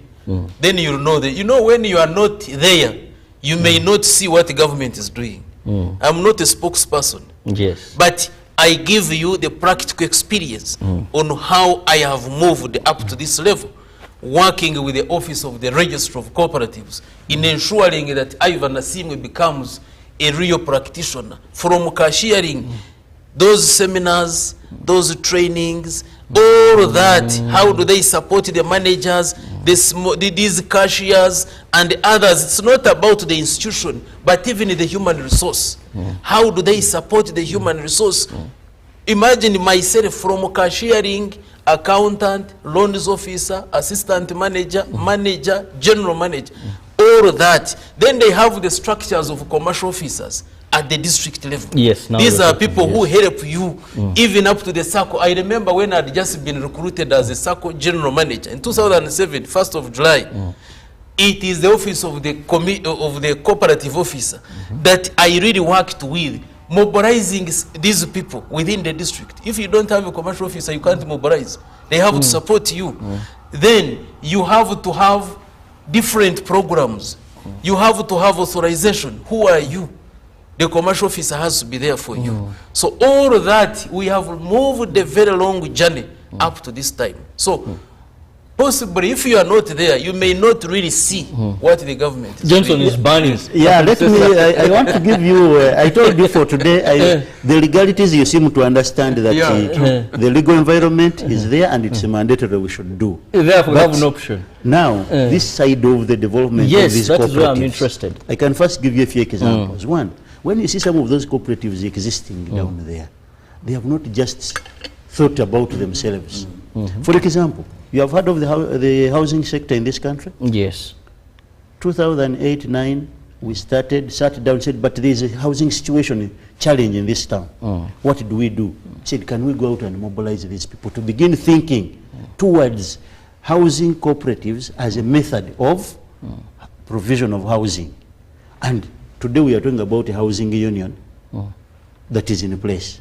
And if I can tell you, if one time you have a chance, I don't know whether you have visited the Kwefwako in Bujuko here, between Nansan and the other Mitiana That Road. is of ladies who are working in the market. The ladies, who we picked, I remember, that Yes, one I used to be on the desk of yeah, the Cooperative. market vendors. They used to be in Kisenyi here, and they would chase them every day. We sat with them and said, but the alternative would be, instead of fighting with the KCC every day, can we find a way of organizing you?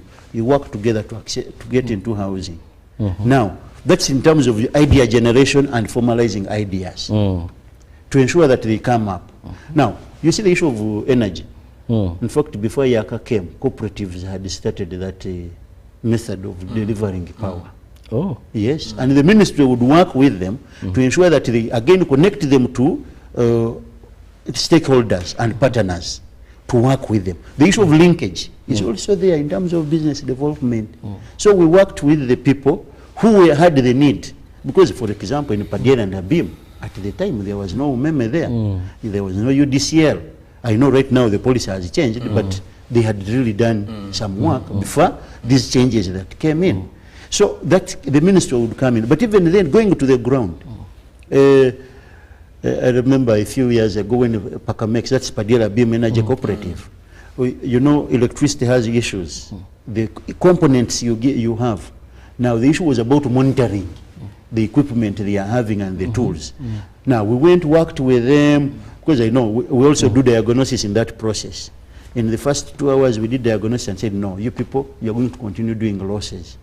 Now we sat with them and said, now the control, your biggest asset is this side. So we worked with them to make sure that their production floor is proper. So that's why we're saying we are coming in two different ways. Now, the other thing is about formalization for access to government processes. Yes. Yeah. Maybe if I go to government, the people in Kayunga, when these supermarkets, when we said we passed a discussion about increasing shelf space in the supermarkets for the local products, we want to mobilize the cooperatives in Kayunga. I said, now there is a market. The supermarkets are supposed to, they want tomatoes, they want pineapples. How do you access them? And then for them they could not, because they would not know that those supermarkets want those products. So we had to mobilize them, and they started doing the supply. So that's why we are saying, we are not saying that we only do the legal bit of it and leave the other bits. So that's why we need to continue working with them. And I know, while I talk from the side of the non-financial, the ministry has also supplied some equipment where they find that this cooperative is doing well. These young men are doing cheese in Mbarara City using rudimentary methods. Say, okay, can we, when there are resources, can we be able to supply, to help them with an equipment that will improve their production system, and then they are able to provide a product that is of good quality to the market. So we are having a number of things. So additionally, if I'm to make a rejoinder, what the ministry is doing, especially in areas of standardization. Because you see, if you are to, let's say, go to supermarkets or to access foreign market, you need standard products. You need to be cleared by UNBS. So UNBS has done that part to make sure that our cooperatives can get the required certification so that they can either supply in the local market or in the foreign market.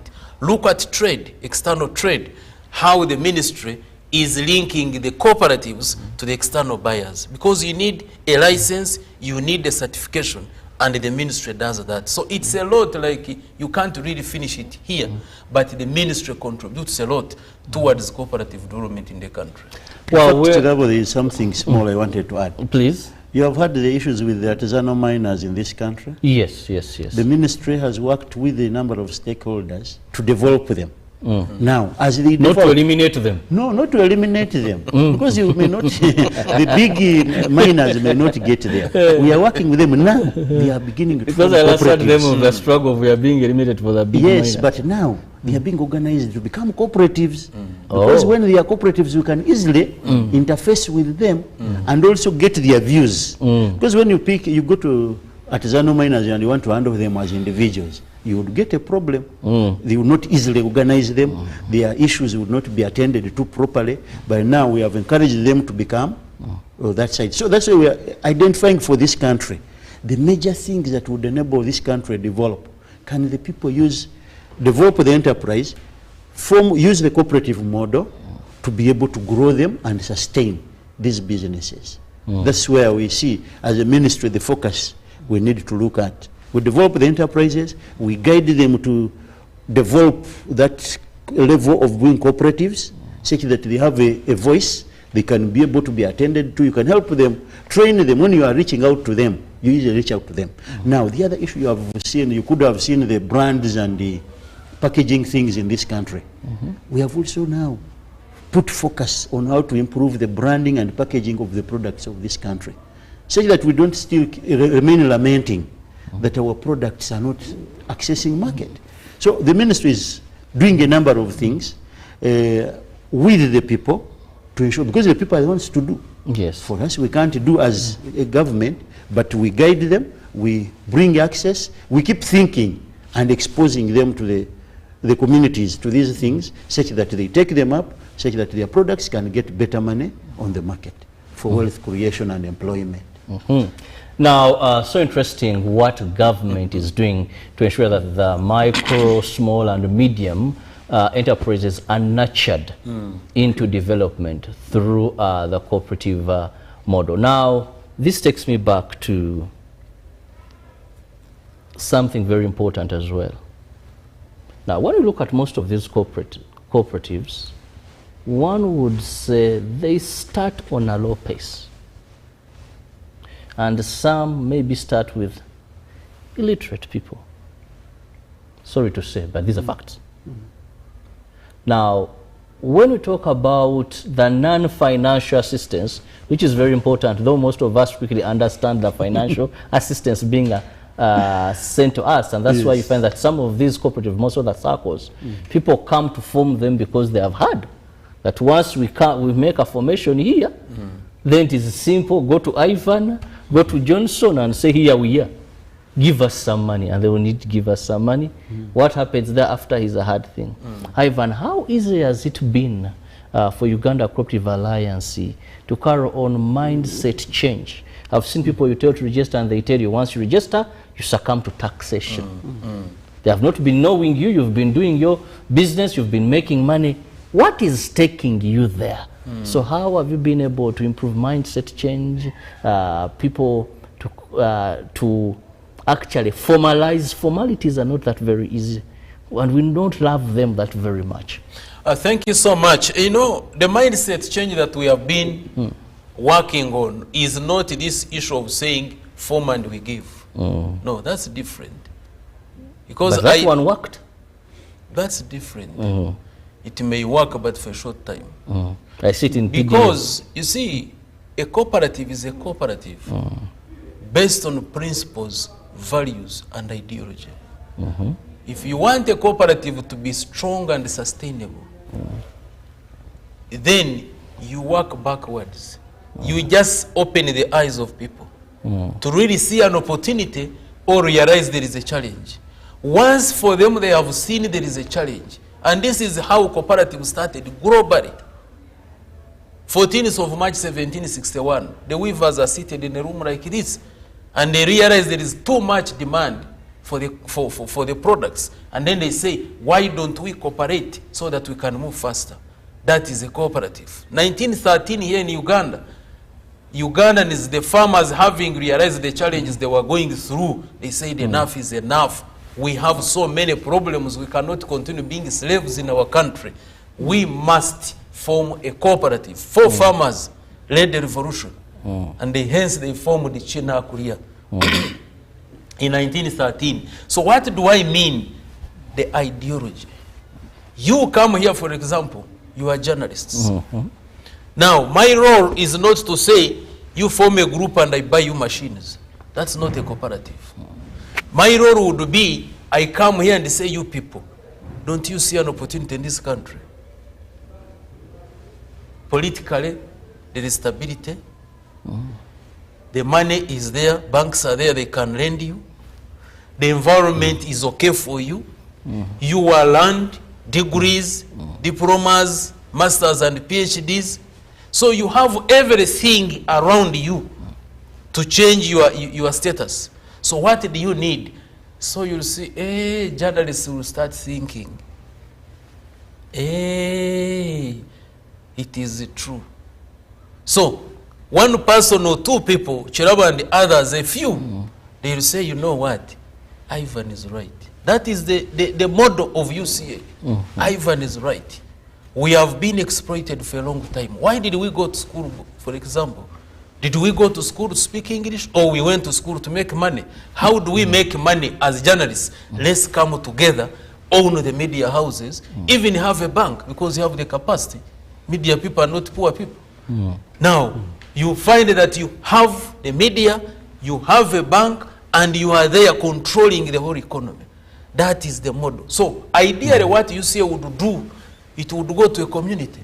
For example, in 1990s, when UCA, with the support of UNDP and government, they were establishing village banks that later became SACCO, Savings and Credit Cooperatives. Yes. I was a young man, but I joined the SACCO then.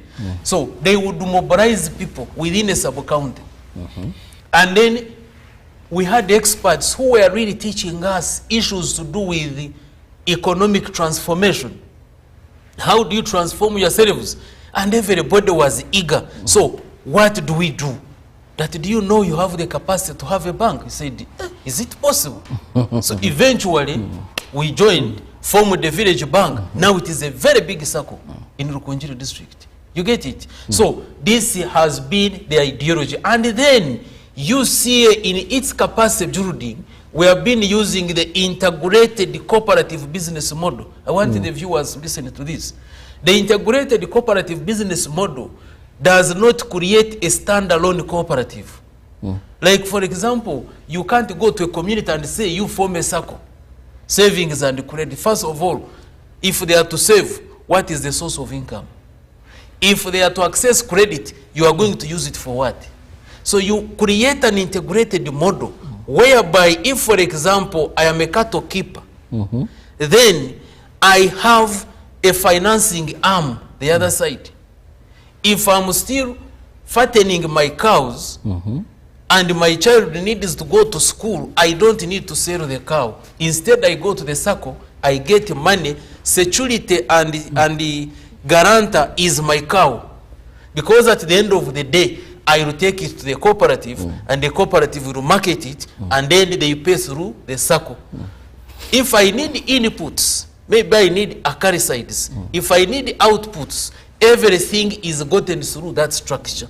And if you want to understand it very well, our viewers, you can go to, let's say, Abesiga na Kashari in Mbarara, in Biharwe. You will find a dairy cooperative and a circle together.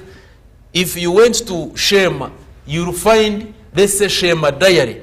They are like that. And others, there are so many. Even you go to Bugisu, Bugisu Cooperative Union, it has a circle inside, whereby the coffee farmers now it is out of season. But if it is out of season, does it mean that the farmers will not access financing? No. The circle will give you financing, because at the end of the day, when you harvest coffee, then automatically you get money back and you pay back your advance. That is the model that is going to liberate this country. Liberate them how? People have the money, people have the income, and even people have where to put this money. Short of that, you tell people to save, they don't have money to save. You get me? When they access loans, they don't have any enterprise. Then they just, that's where you hear someone who even has gotten a loan and he has married the third, the fourth, the fifth wife, because I don't have any enterprise. So that is the model of capacity building that we are looking at. And beyond the capacity building, we don't only stop there, but we even go into nurturing and backstopping. If a circle has been formed, then how do you strengthen the governance of that circle? Train the leaders, train the management staff. And then for us, I remember in 1990s, UCA, beyond forming the circle, they would even, they had the, what they called the startup kit. The startup kit, they would say, we are renting for you a room, we are giving you a safe, we give you materials, scholastic materials, we pay your two staff, that is a manager and a security guard. only. Then for 2 years, the circle has grown. That is what happened in Chamuhunga, in Ruchiga, in Ryamujungu, in Moyo, in Agaro, all that. So that is what we are looking at. And then beyond that, we also need policies. They need policies to operate. The human resource policy, the governance policy, the credit policy, the savings policy, the borrowing policy, all those policies, the business plans, the strategic plans. So it is a bigger package. When you hear capacity building, don't think it is just calling people and you train them. It's a very big package. That is why you find that these cooperatives are very strong. And like Johnson mentioned, once a cooperative is formed based on the cooperative ideology, even if there is a challenge, the cooperative will not die. It will just go to bed. When it is awakened, it thrives. And that is what you see in this country. Mr. Kilabo, can I have just a minute or two? Please. I want to use this analog. From his discussion, you realize if you gave somebody cooking oil, will that person produce for you sauce? No. Now, that's where we are having a challenge. While we are nurturing people, we tell them this is the direction. They end up picking the cooking oil without looking for the meat. Therefore, they don't have sauce to put on the table. And that's the money bit of it. The money bit of it is only coming in to oil the process. Because every bit you are going to do, the production, the marketing will require money. Now people emphasize it. I can give you an example, 2 examples. You talked about the journalists. I don't know whether we interacted with you around that time. By there, before even the Myoga process, I remember engaging the journalists around town with the challenges, you know the challenges that exist. You have written your story, this one is being given, well, this amount, what, all those challenges without going into them. I sat with the journalists. I don't know whether you were one of them at the time. But I remember one gentleman, I think who was a chairperson, who was called Joshua Chalimpa, I think. We engaged with him, he mobilized them. Do you know what happened at the end of the day? The other members believed that it's better for them to come together as a circle, not as a journalists cooperative. Because the other journalists cooperative, which is not a circle, would have handled more issues than the money bit of it. Yes. Now, if I can get the circle had the money. But it doesn't have the money. You must mobilize the money from yourselves, and then you grow it. But because somebody knows when you go to microfinance support center, you will borrow. Then he says, we had rather borrow, form a what? A circle. Now, I can go back towards the other projects that have happened, the programs of this government. When you are having people we are tailors, and we have formed tailors, a Myoga circle. What do we need as tailors who are, say, in Kotido, who are in Kitugum? Do we need the money, or we need to work together to improve the quality of the products we are making, and come together to make sure that if we are getting market of, say, making uniforms of a primary school, we can easily produce those uniforms on time, supply, and we are paid good money. We can even mobilize money within ourselves to be able to get the materials. But what is happening? We are tailors, we end up forming a circle, then you are getting small work. 1,000, 2,000 shillings, you have little to save into the cooperative. Because you are not together to develop the enterprise. If you are on tailoring, you would have formed that. If you are border, you would have done what? Formed that enterprise. So that's why we encourage the people out there. Can we come around the enterprise, develop the enterprise, then the financing bit of it will be the oil of the whole process. Well, I just want to thank you so much, the 2 gentlemen that I've been with. Unfortunately, I must come to the end of this segment. And I just want to give each of my guests a minute for your parting shot. And I'll start with Ivan. Thank you so much. Thank you so much, UBC, the board and management, for this opportunity. I want to call upon all Ugandans, especially those who have businesses. First of all, don't undermine yourself. Don't say that this is, they usually say a business. You say this is my business. If it is a circle, even call it this is my bank, because you know where you are heading. Now the moment you are there, plan, how do I grow my business? That is why we are here today. You can start small, tomorrow you are the largest organization in the whole country, or even globally. So having this small and medium enterprise, let us see how best we can nurture and grow them so that eventually we have a very strong cooperative movement. Either you can form a big cooperative union or you can join. It is either of the two, either form or join, but ultimately we are looking at something bigger than what we see today. Thank you. And lastly, Commissioner. Thank you, Bwana Chirabo, and the viewers who have been listening to us. My parting shots are in the form, can we balance between the institutions we form and the business operations? And that one would mean we look at those items that grow your business other than the institution itself. And try to get it from the right offices, the local, the commercial officers are there, our ministry is there to guide where we can be able to access these non-financial business development services. Well, thank you so much, gentlemen, and of course our viewer. Thank you very much. Now, we will go for a break, and when I return in the next hour, we'll be discussing a bit of politics. We've been discussing business and how SMEs can be nurtured into bigger cooperatives. See you in the next hour. Keep it with us on UBC TV.